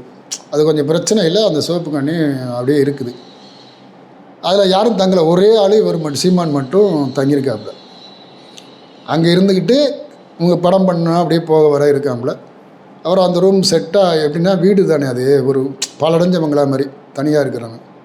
அவங்க அதுவும் பண்ண முடியல. அப்புறம் வடபண்ணி அழகிரி நகர் 3rd ஸ்ட்ரீட்டில் முருகன் கோயிலுக்கு பின்னால் ஒரு ரூம். அதில் நம்ம பசங்க சினிமாவில் ஆர்வமில் ராணி குவார்ட்டர்ஸ் பசங்க இவங்க எல்லோரும் அங்கே ஒரு அசம் பண்ணி அந்த ஒரு வீட்டில் இருந்தாங்க. அப்புறம் மணியம்மாலேருந்து வருவேன், ஞாயிற்றுக்கிழமை மட்டும் வருவேன். வந்துட்டு போய் காசு அன்றைக்கி ஒரு நாள் போயிட்டு இருக்கிற காசு கொடுத்துட்டு அங்கே ஒரு நாள் ஃபுல்லாக இருந்துட்டு சாயந்தரமாக புறப்பட்டு அங்கே போயிடுவேன். அந்த மாதிரி தான் அந்த நேரத்தில் அப்படி ஒரு கஷ்டமான சூழல். அப்புறம் படம் கமிட் ஆகி பூஜையை போட்டோம். இந்த பேசுங்களும் மேலே யார் ஹீரோன்னா, ராகுல் புதுநாத்து ஜோடி அப்படியே மாறி உல்டாவா. சரி. இந்த பேருடைய ஒன்று, இந்த பேர் ஒருத்தரும், ராகுலும் ருத்ராவும் நடித்து ஒரு படம். அந்த படம் எடுத்துக்கிட்டு இருந்தோம். ஆனால் நல்லா சூப்பராக போயிட்டு எடுத்துக்கிட்டு இருந்தோம். அது கமிட் பண்ணும்போது அவர் வந்து பிரம்மாண்டமாக பண்ணார். இடையில வந்து ஃபினான்ஷியலாக ரொம்ப சஃபர் ஆகிட்டார் ப்ரொடியூசர். அதனால் படம் எடுக்கிறது திணறி போய் இருந்தது. எப்படியாவது முடிக்கணுமே அப்படிங்கிற மாதிரி சூழல் வந்துருச்சு. அப்புறம் மனோகரனன் ஒருத்தர், அவர் என்ன படம் பண்ணார், மனக்கணக்குன்னு ஒரு படம் பண்ணார். இன்னொரு பிரபுவண்ணனை வச்சு இன்னொரு படம் பண்ணார். அவர் வந்து இந்த படத்தை மறுபடியும் ரீஸ்டார்ட் பண்ணி படத்தை ஸ்டார்ட் பண்ணி போயிட்டுருக்குன்னா ஒரு நம்ம நினச்ச மாதிரி எடுக்க முடியல. அந்த படத்தை எடுக்க முடியல. ஆனால் நம்மளால தான் விட மாட்டோம். இல்லை, நினச்ச மாதிரி இல்லாட்டாலும் அவர் ஓரளவுக்கு அந்த படத்தை காசு இருக்கோ இல்லையோ, கமிட்மெண்ட்ஸ் இருக்கோ இல்லையோ, படத்தை எப்படியாவது பெர்ஃபெக்டாக பண்ணணுங்கிறதுல ரொம்ப ஈகராக அந்த படத்தை பண்ணிகிட்டே இருந்தார். அப்புறம் தான் சரி படம் வருமா வராதான்ங்கிற மாதிரி எங்களுக்கு டவுட் ஆகிடுச்சு. சரி வாய்ப்பு இல்லை. ஏன்னா ஃபினான்ஸ் வாங்கினது வந்து அப்போலாம் நெகட்டிவ் ரைட்ஸ் தான். நெகட்டிவ் ரைட்ஸ் வச்சே பணம் வாங்கலாம், சொத்துலாம் கொடுக்க வேண்டியதில்லை. இப்போ தானே அப்படி நம்ம ஏன்னா நிறைய பேர் ஏமாற்றிட்டாங்க. அதனால் வந்து நெகட்டிவ் ரைட்ஸ் வந்து பண்ண மாட்டாங்க. அப்போ நெகட்டிவ் ரைட்ஸ் தான் பண்ணியிருந்தாங்க. நெகட்டிவ் ரைட்ஸுக்கும் பணத்து சேல்ஸுக்கும் ரொம்ப வித்தியாசம் வருது. அது ரிலீஸ் பண்ணாமல் இருந்தாவே அது சேஃபு, இல்லைன்னா செட்டில் பண்ணணும். அந்த பிரச்சனையில் இருந்துட்டுன்னா அப்புறம் தான் சொன்னாப்புல, இனி சரியாக வராது, இந்த படம் ரிலீஸ் ஆகுதோ ஆகலையோ அதுக்குள்ளே நம்ம இன்னொரு படம் கமிட் பண்ணணும் அப்படின்னு சொல்லி தான் ஒரு மனோகரன் தான் நான் சொன்னேன்ல மனக்கணக்கு பண்ணார்னு சொல்லி அவர் ஒரு படத்தை ஸ்டார்ட் பண்ணார். அது தூரத்து சொந்தம் டைட்டில் வச்சு அந்த படத்தை ஸ்டார்ட் பண்ணி அந்த படம் வந்து அது ஒரு கமல்ஹாசன் தலைமையிலலாம் பூஜைலாம் நடந்துச்சு. அப்புறம் ஒரு இதில் வந்து அது அப்படியே பிரேக் ஆகிடுச்சு, பண்ண முடியலை. அப்போ அந்த டைம்லாம் என்ன ஆச்சுன்னா, நான் மணிமால் டேக்ஸில் இருந்து கமிட் ஆகி படம் ஷூட்டிங் போனவுடனே நான் மணிமால் டேக்ஸில் இருந்து என்னை வேலைக்கு போவேன், ரூமில் இருந்துன்னு சொல்லிட்டாரு. அது எங்கே இருந்தோம்னா அப்போ சூளைமேடு 216 பெரியார் பாதை சூளைமேடு. இதிலேருந்து பவர் ஹவுஸ்லேருந்து நேராக போனோம்னா அங்கே எங்கள் ரூமில் தான் முட்டோம். அந்த மாதிரி ஒரு இடம், அந்த இடத்துல இருந்தோம். அது எப்படின்னு கேட்டிங்கன்னா, ஒரு எஸ்பி உடைய பில்டிங். இந்த பக்கம் 4 ரூம், அந்த பக்கம் ஒரு 4 ரூம், பின்னால் ஒரு ரூம், 9 ரூம் இருந்துச்சு நினைக்கிறேன். அந்த ரூம் வந்து எங்களுக்கு ஒரு பெரிய பிரேக் பாயிண்ட்டு. எப்படின்னு கேட்டிங்கன்னா, தமிழ்நாடு முழுக்க பசங்க எல்லாம் அங்கே அசம்பிள் ஆகிருந்தானுங்க. சேலம், கோயம்புத்தூர், மதுரை, திருநெல்வேலி, நாகர்கோவில், இந்த மாதிரி வந்து எல்லா ஊர்லேயுமே, தஞ்சாவூர், இந்த மாதிரி படிச்சுட்டு எல்லாமே எங்கள் செட்டு. இந்த விழுப்புரம், இப்படி எல்லாருமே நாங்கள் ராமநாதபுரம், இந்த மாதிரி வந்து எல்லாருமே வந்து படிச்சுட்டு வேலைக்கு ட்ரை பண்ணிக்கிட்டு இருக்கிற பசங்க. சரி, ஒரே செட்டு. அதனால் நல்ல ஒரு பழக்கம் கிடைச்சிச்சு. இல்லை, இப்போவும் டீம் இருக்குது. இப்போவும் அந்த 216 வாட்ஸ்அப் குரூப் போட்டு எங்கள் குரூப் இருக்காங்க. தொடர்பு இருக்கீங்களா? எல்லாரும் தொடர்பில் இருக்காங்க. இது மட்டும் இல்லை, நான் +1 +2 படித்தேன்ல, அப்போ எங்கள் கூட படித்தாங்கல்ல எங்கள் செட்டு. ஆமாம், அதில் 60 பேர் இன்னைக்கு இருக்கிறோம். அப்பா, கிட்டத்தட்ட 45 வருஷம் ஆச்சு. இன்னுமா 46 வருஷம் ஆகுது. இன்னமும் அந்த இளையாங்குடி ஹையர் செகண்டரி ஸ்கூல் குழு அப்படின்னு சொல்லி போட்டு இன்னமும் தொடர்பில் இருக்காங்க. நான் எப்போவுமே எல்லாரோடையும் கம்யூனிகேஷன்லேயே இருப்பேன், தொடர்புலேயே இருப்பேன். எல்லாரும் வந்து இப்போ சீமானே வந்து பார்க்குறானா, சீமானுடைய மைண்ட் செட் எப்படி இருக்கும்னா, இப்போ அவர் ஒரு கதையோ ஏதோ ஒரு இருக்காருன்னு வச்சுங்களேன், நீங்கள் போய் ஃப்ரீயாக பேச முடியாது. சும்மா ரூமில் கீழே படுத்து கிடந்தா கூட அவருக்கா மூடு வந்து பேசினா தான் சரி. நீங்கள் போயிட்டு உங்கள் சௌரியத்துக்கெலாம் பேச முடியாது, ஒரு விஷயத்தில் டிஸ்கஸ் பண்ண முடியாது, அந்த மாதிரி இருக்கும். ஆனால் என்கிட்ட எல்லாருமே பேசுவாங்கல்ல, அதனால அந்த லிங்க் வந்து என் கூட இருக்கும். நாங்கள் இப்போ பண்ணுறோம்ல, இப்போ என் கல்யாணத்துக்கெல்லாம் அந்த ரூமில் இருந்து இந்த சர்க்கிளில் எந்த விதமான பஸ்ஸு ஏற்பாடு பண்ணணும்ல, ட்ரெயின் டிக்கெட் எடுத்து கொடுக்கணும், இல்லைன்னா பஸ் டிக்கெட் கொடுக்கணும், அப்படி எதுவுமே இல்லாமல் ஒரு 50 பேருக்கு மேலே வந்தாங்க. அது காரணம் எல்லோரும் நம்ம இந்த இதில் வந்து அப்படி இணக்கமாக இருப்பாங்க. இன்றைக்கும் அந்த அதில் காலையில் எழுந்திரிச்சோன்னே ஒரு குட் மார்னிங் போடாமல், இந்த பழைய 60 ஃப்ரெண்ட்ஸ் இருக்காங்கல்ல, 60 பேர் இருக்காங்க. அதில் பெண்கள் இருக்காங்க, பசங்கள் இருக்காங்க. அதில் எல்லாரும் பெரும்பாலும் இஸ்லாமியர்கள். ஏன்னா நாங்கள் ஸ்கூலு இஸ்லாமிய ஸ்கூலு, காலேஜும் இஸ்லாமியர் தானே. இளையாங்குடி முழுக்கவே எல்லாருக்கும் தெரியும். முழுக்க எங்களுக்கு எல்லாரும் அப்போ வந்து மாமா மச்சான், இன்னைக்கு மாமா மச்சான்னு பேசுறது அது சொல்கிறாங்களே. எப்படின்னா சீமான் வந்து எல்லாத்தையும் உறவு முறை சொல்லி பேசுறாரு, அவருக்கு எத்தனை அப்பா அப்படின்ற மாதிரி விமர்சனம் பண்ணுறாங்கல்ல. அது எப்படி அது பாருங்க, அரசியல் வந்த எனக்கு தெரிஞ்சு +1 படித்தாப்புல இல்லை, +1 படிக்கும்போது யாரையும் வந்து இப்போ ஃப்ரெண்டாக இப்போ வந்து இப்போ படிக்கிற கொடுக்குற இப்போ என்னை வந்து டே ரவி அப்படின்னு கூப்பிட்றதே இல்லை. டேனே சொல்ல மாட்டாது, யாரையுமே பேரை சொல்லி கூப்பிட்றதில்ல எனக்கு தெரிஞ்சு. அங்கேயே என்னை நண்பன்னு சொல்லுவாப்புல, இல்லைன்னா அண்ணன், இப்படி அண்ணன் தம்பி மாமா மச்சான் இப்படி தான் பழக்கமே பண்ண. உறவு முறை சொல்லி தான் சீமானுடைய இயல்பு. எங்கள் இதில் இப்போ இஸ்லாமிய பசங்க இருக்காங்கன்னா பெரும்பாலும் மச்சான், என்ன மச்சான், இன்றைக்கும் வந்து ஏதாவது பேசுனானா மச்சான் என்ன மச்சான் என்ன பண்ணுற அப்படின்னு கேட்பாங்க. அப்படி தான் பழக்கம். இப்போ பரம்குடியில் படித்தாங்கள்ல, அத்தனை பேரும் அவனுக்கு அண்ணன் தான். ஏன்னா அவன் சின்ன பையனை தான் இருப்பான். தேர்ட் இயர் முடிக்கும்போது தான் பெரிய ஆள். சரி. தேர்ட் இயர் படிக்கும்போது நாங்கள் வந்து காலேஜ் லெவலில் காரைக்குடிக்கெலாம் போய் கபடி விளையாட போயிருக்கோம். நானும் சீமானுக்கு வந்து காலேஜ் லெவலில் எங்கள் இளையாங்குடி காலேஜ் சார்பாக காரைக்குடியில் போய் கபடிலாம் விளையாட போயிருக்கோம். அப்போ தான் பெரிய மனுஷன். அது வரலும் வந்து சின்ன பையன் தான். இது எல்லாரையுமே உறவு முறை சொல்லுவாங்க. சரி அதை விடுங்க, அப்போ இருந்துச்சா, படிக்கிற காலத்தில் அப்படி தான் இருந்தாப்புல. அதுக்கு முன்னாடி இங்கே வந்தாப்புல இல்லை, இங்கே வந்த பின்னால் பாக்கியநாதன் நட்பு கிடச்சிச்சு. அவரை எப்படின்னா ஐயான்னு தான் கூடுவாப்புல. பாக்கியநாதன் ஒரு நாள் கூட கூப்பிட மாட்டோம். என்னைய வந்து அண்ணன்னு சொல்லுவாப்புல. எனக்கு வந்து எனக்கும் அவனுக்கும் 1 வருஷம் வித்தியாசம், வயசு வித்தியாசம். அப்போ நண்பான்னு சொல்கிறது அவ்வளோ இதாக இல்லைன்னு சொல்லிட்டு அண்ணன்னு சொல்லுவார். இதே மாதிரி இப்போ வந்துட்டார். இப்போ வந்து இது அந்த 216 கொஞ்ச நாள் சும்மா கமிட்மெண்ட்ஸ் இல்லாமல் பேசுங்கள மேலே படம் பண்ணுறதுக்கு இடையில என்ன பண்ணார்னா, சங்கர்னு ஒரு எடிட்டர் அசிஸ்டண்ட் இருந்தார். அங்கே தான் போவாப்பில். யார் ஒரு எடிட்டர்னா மறந்துட்டேன், யாரோ பேர் மறந்துட்டேன். ஆனால் சங்கர்னு போகும்போது அங்கே போனால் கூப்பிடுவார். ரொம்ப நாளாக எனக்கு குருன்னு கூப்பிட்டுக்கிட்டு இருந்தாப்புல.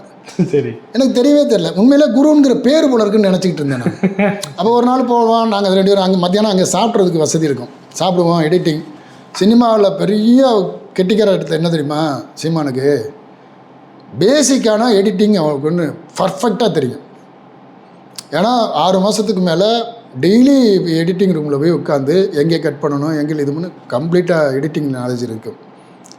எம்ஜிஆருக்கே எடிட்டிங் நாலேஜ் இருக்குதுன்னு சொல்லுவாங்க. அதனால தான் சாங்கெல்லாம் பிரமாதமாக கட் பண்ணி போடுவாங்கன்னு சொல்லுவாங்க. ஓ ஆமாம், அது இவர் தெளிவாக இருப்பார். இவருக்கு வந்து எடிட்டிங்கில் பயங்கர ஸ்கில்லு அந்த மாதிரி இருப்பாப்புல. அதே மாதிரி பாட்டுலேயும் வந்து டியூன் போட்டு பாடுறாருல, இந்த பாட்டு வந்து ஒரு ரெக்கார்டிங். ருக்மணி வண்டியர்னு ஒரு படம், எங்களோட காலேஜ் மட்டும்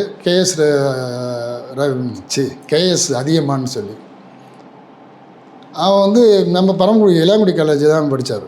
எங்களுக்கு 1 இயர் சீனியரு வந்துட்டார். வந்து ருக்குமணி வண்டியர்னு படம், யார் நடித்ததுன்னா முரளி நிரோசா. நல்ல கதை அது. அதில் 6 பாட்டும் சீமான் பாட்டு தான். 6 பாட்டு, டியூனு, லிரிக்கு எல்லாமே சீமான் பாட்டு தான். அந்த பாட்டு ரெக்கார்டிங்க்கு ஒரு நாள் சங்கர் கணேஷ் தான் ரெக்கார்டிங்.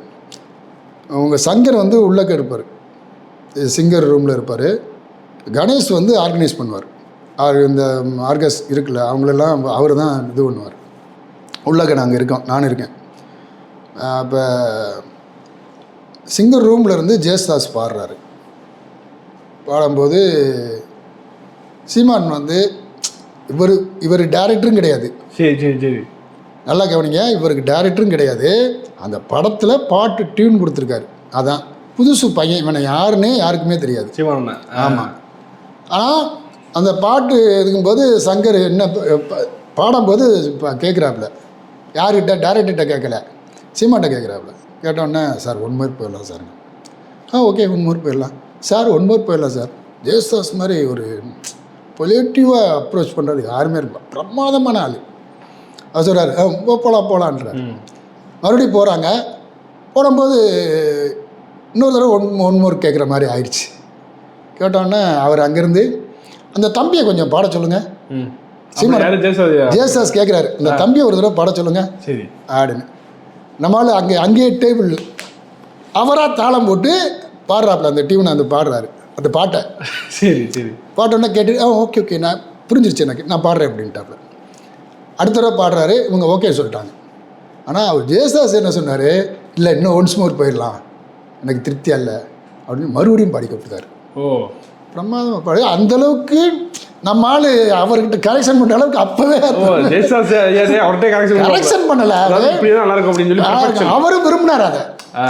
சீமான் வந்து சொல்கிறது சரிதான், அவன் ஏதோ சொல்ல வர்றாங்க, அவனை சொல்ல விடுங்க அப்படின்னு சொல்லி அப்புறம் அதை பண்ணோம் அந்த பாட்டு. அப்போ அந்த ருக்குமணி அப்படி ஆள் நுணுக்கமாக சில விஷயங்களை வந்து ரொம்ப இதாக இருப்பாப்புல. எனக்கு இது வேணுமா, இது வேணும், இதுதான் வேணும் அப்படின்ட்டு போங்க. அது மாதிரி இப்போ வந்து நீங்கள் இப்போ வந்து இப்போ சொன்னீங்கல்ல, இப்போ சங்கர்னுங்கிறது வந்து பேர் சங்கர் ஒரு பேர், ஆனால் குருன்னு தான் கூப்பிடுவாப்புல. இளவரசன் இருக்கார்ல, அவரை வந்து மாமான்னு தான் சொல்லுவார். ஆரம்பத்துலேருந்து மாமான்னு தான் சொல்லுவார். நடிகர் இப்போ நடிக்கிறாப்புல. அவரை கேமராமேன் ஆக்குனது சீமான் தானே? அப்படியா? ஆமாம், கார்த்திக் ராஜாவை கேமராமேன் ஆக்குனதும் சீமான் தான். நிறைய பேரை வந்து சினிமாக்குள்ளே நான் முத்துக்குமார் பாடலாசிரியர், இது தாமரை, இவங்களெல்லாம் இவர் தான் அறிமுகப்படுத்தினார். அப்படியா? மேக்கப் மணின்னு ஒரு தம்பி இருக்கான், அவனை மேக்கப் மேன் ஆக்குனது சீமான் தான். இந்த மாதிரி நிறைய பேர் அதுக்குள்ளே நம்ம குழுவிலேருந்து வந்திருக்காங்க. பர்ஃபெக்ஷனுக்கு வந்து இன்னமும் என்ன சொல்லலாம் அப்படின்னா, பாஞ்சாலங்குறிச்சின்னு ஒரு படம் பண்ணோம்ல, பாலன் ப்ரொடியூசர். அந்த படத்தில் வந்து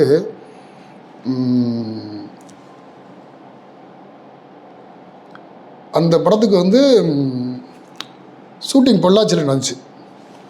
நாங்கள் ஒரு 37 நாள் ஷூட் பண்ணுச்சு ஃபஸ்ட்டு ஷெட்யூல். அந்த 37 நாள் ஷூட்டில் ஒரு 4-5 நாள் இருக்கும்போது அசிஸ்டன்ட் டைரக்டர்ஸ்லாம் சம்பளம் வாங்கி கொடுங்க அப்படின்னு சொல்லி சண்டை. இங்கே சம்பளம் வாங்கி தரலைன்னா நாளைக்கு நான் ஷூட்டிங் வர மாட்டோம் அப்படின்னு, வரலைன்னா போங்கடான்னு சொல்லிட்டு விட்டுட்டாப்புல. ஆக்சுவலாக அது வந்து கேஷுவலாக நடந்தது. வேணுக்குன்னு அவங்க என்ன நினச்சிட்டாங்க, நம்மளை எப்படியா இருந்தாலும் கூட்டிகிட்டு தான் போவார், சரி கூப்பிட்டா போயிடுவோம் அப்படின்னு நினச்சிதான் இது பண்ணது. வேணாம்ட்டாப்புல, அசிஸ்டண்ட்டுக்கெலாம் கார் அனுப்பாத, வேண்டாம் நம்ம போயிடலான்னு சொல்லி போயிட்டோம், ஷூட்டிங் போயிட்டோம். அப்போ வந்து 2 பேர் அப்போ தான் புதுசாக ஜாயின் பண்ணி அப்ரண்டிஸாக இருந்தாங்க. ஒருத்தர் ரவின்னு ஒரு பையன், இன்னொருத்தன் வந்து கதிர். அந்த பையன் அசிஸ்டண்ட்டாக இருந்தாப்புல. கதிர் தான் ஒரு படம் ஜீவா வச்சு ஒரு படம் பண்ணாப்புல. என்ன படம்? இப்போயா? முன்னால். அதுவும் நல்ல கிட்டு. தித்திக்குதே இல்லை, அது இன்னொரு படம். சரி, அவன் அந்த பையன் அசிஸ்டண்ட்டு. அப்போ கூட இருக்கிறது நான் இருக்கேன், 3 பேர் இருக்கோம். மொத்தம் 7 பேர் அசிஸ்டண்ட். அதில் இப்போ மிச்சம் இருக்கிற 5 பேர் வரல. முக்கியமான அசோசியேட்ஸு, கண்டினியூட்டி பார்க்குறவங்க, எடிட்டிங் பார்க்குறவங்க, காஸ்டியூம் பார்க்குறவங்க யாருமே இல்லை. வாகனம் கூட்டி போயிட்டாப்புல. கூட்டி போய் என்ன சொல்கிறாப்புல, அண்ணே ஒன்றும் செய்வேண்ணா, கூட இருந்து இது எந்தெந்த சீன் மாத்திரம் நீ சொல்லு, என்னமா காஸ்டியூம் எடுத்து கொடுப்பாங்கல்ல, ஓரளவுக்கு தெரியும் எனக்கு, நான் எல்லாத்தையும் சொல்லிடுறேன், அதை மாத்திரம் எடுத்து கொடுத்துரு அப்படின்ட்டாப்புல. அப்போ ஏற்கனவே ஒரு சீன் பண்ணியிருந்தோம்னா, இப்போ நீங்கள் முதல் நாள் ஒரு ஷூட் பண்ணியிருக்கேன், பாதியை தான் எடுத்திருக்கோம், இல்லை அந்த காஸ்டியூம் வந்து ஒரு இடத்துல பண்ணதை ஏற்கனவே ஒரு சீனில் இருந்துச்சுன்னா அதே காஸ்டியூம் போட்டு அதை கண்டினியூட்டி வரும், அப்படி தானே வரும். அப்போ எந்த சீன் எடுக்க போகிறோம், என்ன காஸ்டியூம் வந்துச்சு அப்படிங்கிறத சொல்கிறாப்புல சீமான், அதை எடுத்து கொடுக்குறோம். எண்டு கிளாப் அடித்து தானே ஃபிலிம் ரோல் போகும். இவங்க என்ன சொல்லிட்டாங்கன்னா, முடிஞ்ச உடனே நீங்கள் எண்டு கிளாப் மாத்திரம் கொடுங்க அப்படின்னு சொல்லிட்டாங்க, எத்தனை சீனு அப்படின்னு. இப்படி ஒரு நாள் ஷூட் பண்ணிட்டோம். சரி. அதாவது எடிட்டிங் ரிப்போர்ட் எழுத ஆள் இல்லை. எழுத ஆள் இல்லை. ஆள் இல்லை, யாருக்கும் எழுதவும் தெரியாது. ஏன்னா அதில் வந்து சீனு எத்தனாவது ஷாட்டு, எத்தனாவது வந்து ஓகே டேக்கு தெரியணும், சீன் தெரியணும், எத்தனாவது இதுன்னு தெரியணும். அது ரொம்ப ஒரு அது விஷயம் தெரிஞ்சால் தான் எழுத முடியும். சிக்கலான வேலை. அது எழுத முடியாது இல்லைன்னா புதுசாலாம் போய் எழுத முடியாது. அது ஒரு நாள் ஷூட் பண்ணிட்டோம். அப்புறம் அடுத்த நாள் அன்றைக்கி நைட்டு எல்லோரும் வந்து மன்னிப்பு கேட்டு அடுத்த நாள் ஷூட்டிங் போயிட்டோம். சரி, ஷூட்டிங் போயாச்சு. கிட்டத்தட்ட ஒரு மாதம் ஆயிடுச்சு. ஒரு மாதம் கழித்து வர்றோம். இந்த அசிஸ்டன்ட் இருக்காங்கல்ல, அசிஸ்டனுக்கோ யாருக்குமே வந்து அந்த எடிட்டிங் ஒரு நாள் ரிப்போர்ட் இல்லை. எடிட்டர் இருக்காங்க, எடிட்டர் கேட்குறாரு இந்த ரிப்போர்ட் இல்லாமல் எடுக்க முடியாது. அப்போ வந்து ஃபிலிம் ரோல்னால் இப்போ ஒரு சீன் ஒரு சும்மா ஒரு தோராயமாக ஒரு 60 சீன் வச்சுக்குவேன். ஒரு 27வது சீன் எடுக்கிறோம் அப்படின்னா 27வது சீன் எடுக்கணும். அதில் எத்தனை டேக் எடுக்கிறோன்னு இருக்குது ஷார்ட்டு. புரியுது. இப்போ 27வது சீனில் ஒரு 10 டேக்கு இல்லை 12 டேக்கு ஷார்ட் எடுக்க போகிறோம். அதை பிரிச்சுருப்பாங்க ஷார்ட்டு. அதில் எத்தனை டேக்கு, எந்த டேக்கு ஓகே டேக்கு 10-15 டேக் எடுத்திருந்தாலும் கூட ஒருவேளை 5வது டேக்கு தான் ஓகே டேக்குனா 5வது டேக்கு தான் ஓகே டேக்கு எழுதணும். ஆமாம், இப்போ வந்து ட்ரை பண்ணியிருப்பாங்க. 5வது டேக்கும் நல்லா வந்திருக்கும், இருந்தாலும் இன்னும் கொஞ்சம் நான் பெட்டராக வருமே அப்படின்னு ட்ரை பண்ணியிருப்பாங்க. ஆனால் 15 டேக்கும் அது அப்படி ஆயிருக்காது. அப்போ என்ன பண்ணுவாங்கன்னா, சரி 5வது டேக்கே போட்டுங்க. இல்லைன்னா என்ன பண்ணுவாங்கன்னா 5, 7 போட்டு கேட்பாங்க. 2ல் எது சரியாக இருக்குமோ அதை போட்டுக்கலாம்னு சொல்லி அப்படி ஓகே டேக் பண்ணணும். இப்போ இதெல்லாம் ரிப்போர்ட் இருந்தால் தான் எடுக்க முடியும். இல்லைன்னா 15 இதையும் இப்போ பெருமை பண்ணணும், எது ஓகே டேக்குன்னு தெரியாது. ஒரு மாதம் கழிச்சிருச்சு. எல்லாருக்கும் இந்த இது ஒரு நாள் போகலை. அசிஸ்டன்ட்ஸ்லாம் ஆகா எடிட்டிங் ரிப்போர்ட் எழுதலை, இது எப்படி பண்ண போகிறோன்னு தெரியலையே, சும்மா அவன் நம்ம மேலே தப்பு எனக்கு போகாது, நீ சொன்னோம்னா திட்டுவார் அப்படின்னு சொல்லிட்டு அப்படியே இது பண்ணிட்டு இருக்காங்க. எடிட்டர்கிட்ட சொல்கிறாங்க, அண்ணன் வர சொல்லுங்க அப்படின்னு. அவர் சரி வரேன்னு சொல்லிட்டு போயிட்டாப்புல. போனால் அங்கே உட்காந்து ஒரு நாள் ஷூட் பண்ணோம்ல, அத்தனையும் இத்தனாவது சீன் ஷூட் பண்ணியிருக்கோம், இத்தனை ஷாட் எடுத்திருக்கோம். அதில் ஒரு மொதல் ஷாட்டுக்கு 7வது டேக் வந்து ஓகே டேக் அப்படின்னு யார் சீமான் சொல்கிறாரு. யாருமே சொல்ல முடியாது. ஒரு மாதம் கழித்து எடுத்ததை வந்து இந்த சீன் தான் எடுத்தோம், இத்தனை டேக் எடுத்திருக்கோம், அதில் இந்த சீன் தான் ஓகே டேக்குன்னு சொல்லவே முடியாது. அப்பா அது மறந்துட்டாரு சார். என்ன சார் நீங்கள், அதுவும் தப்பாது. ஒருவேளை வந்து ஆசிரியர் சொல்லி இது இருக்குமோ அப்படின்னு கூட பார்க்கலாம்ல. அதுவும் கரெக்டாக இருக்கும், மிஸ் ஆகும் ஆகாது. மறந்துட்டாரு.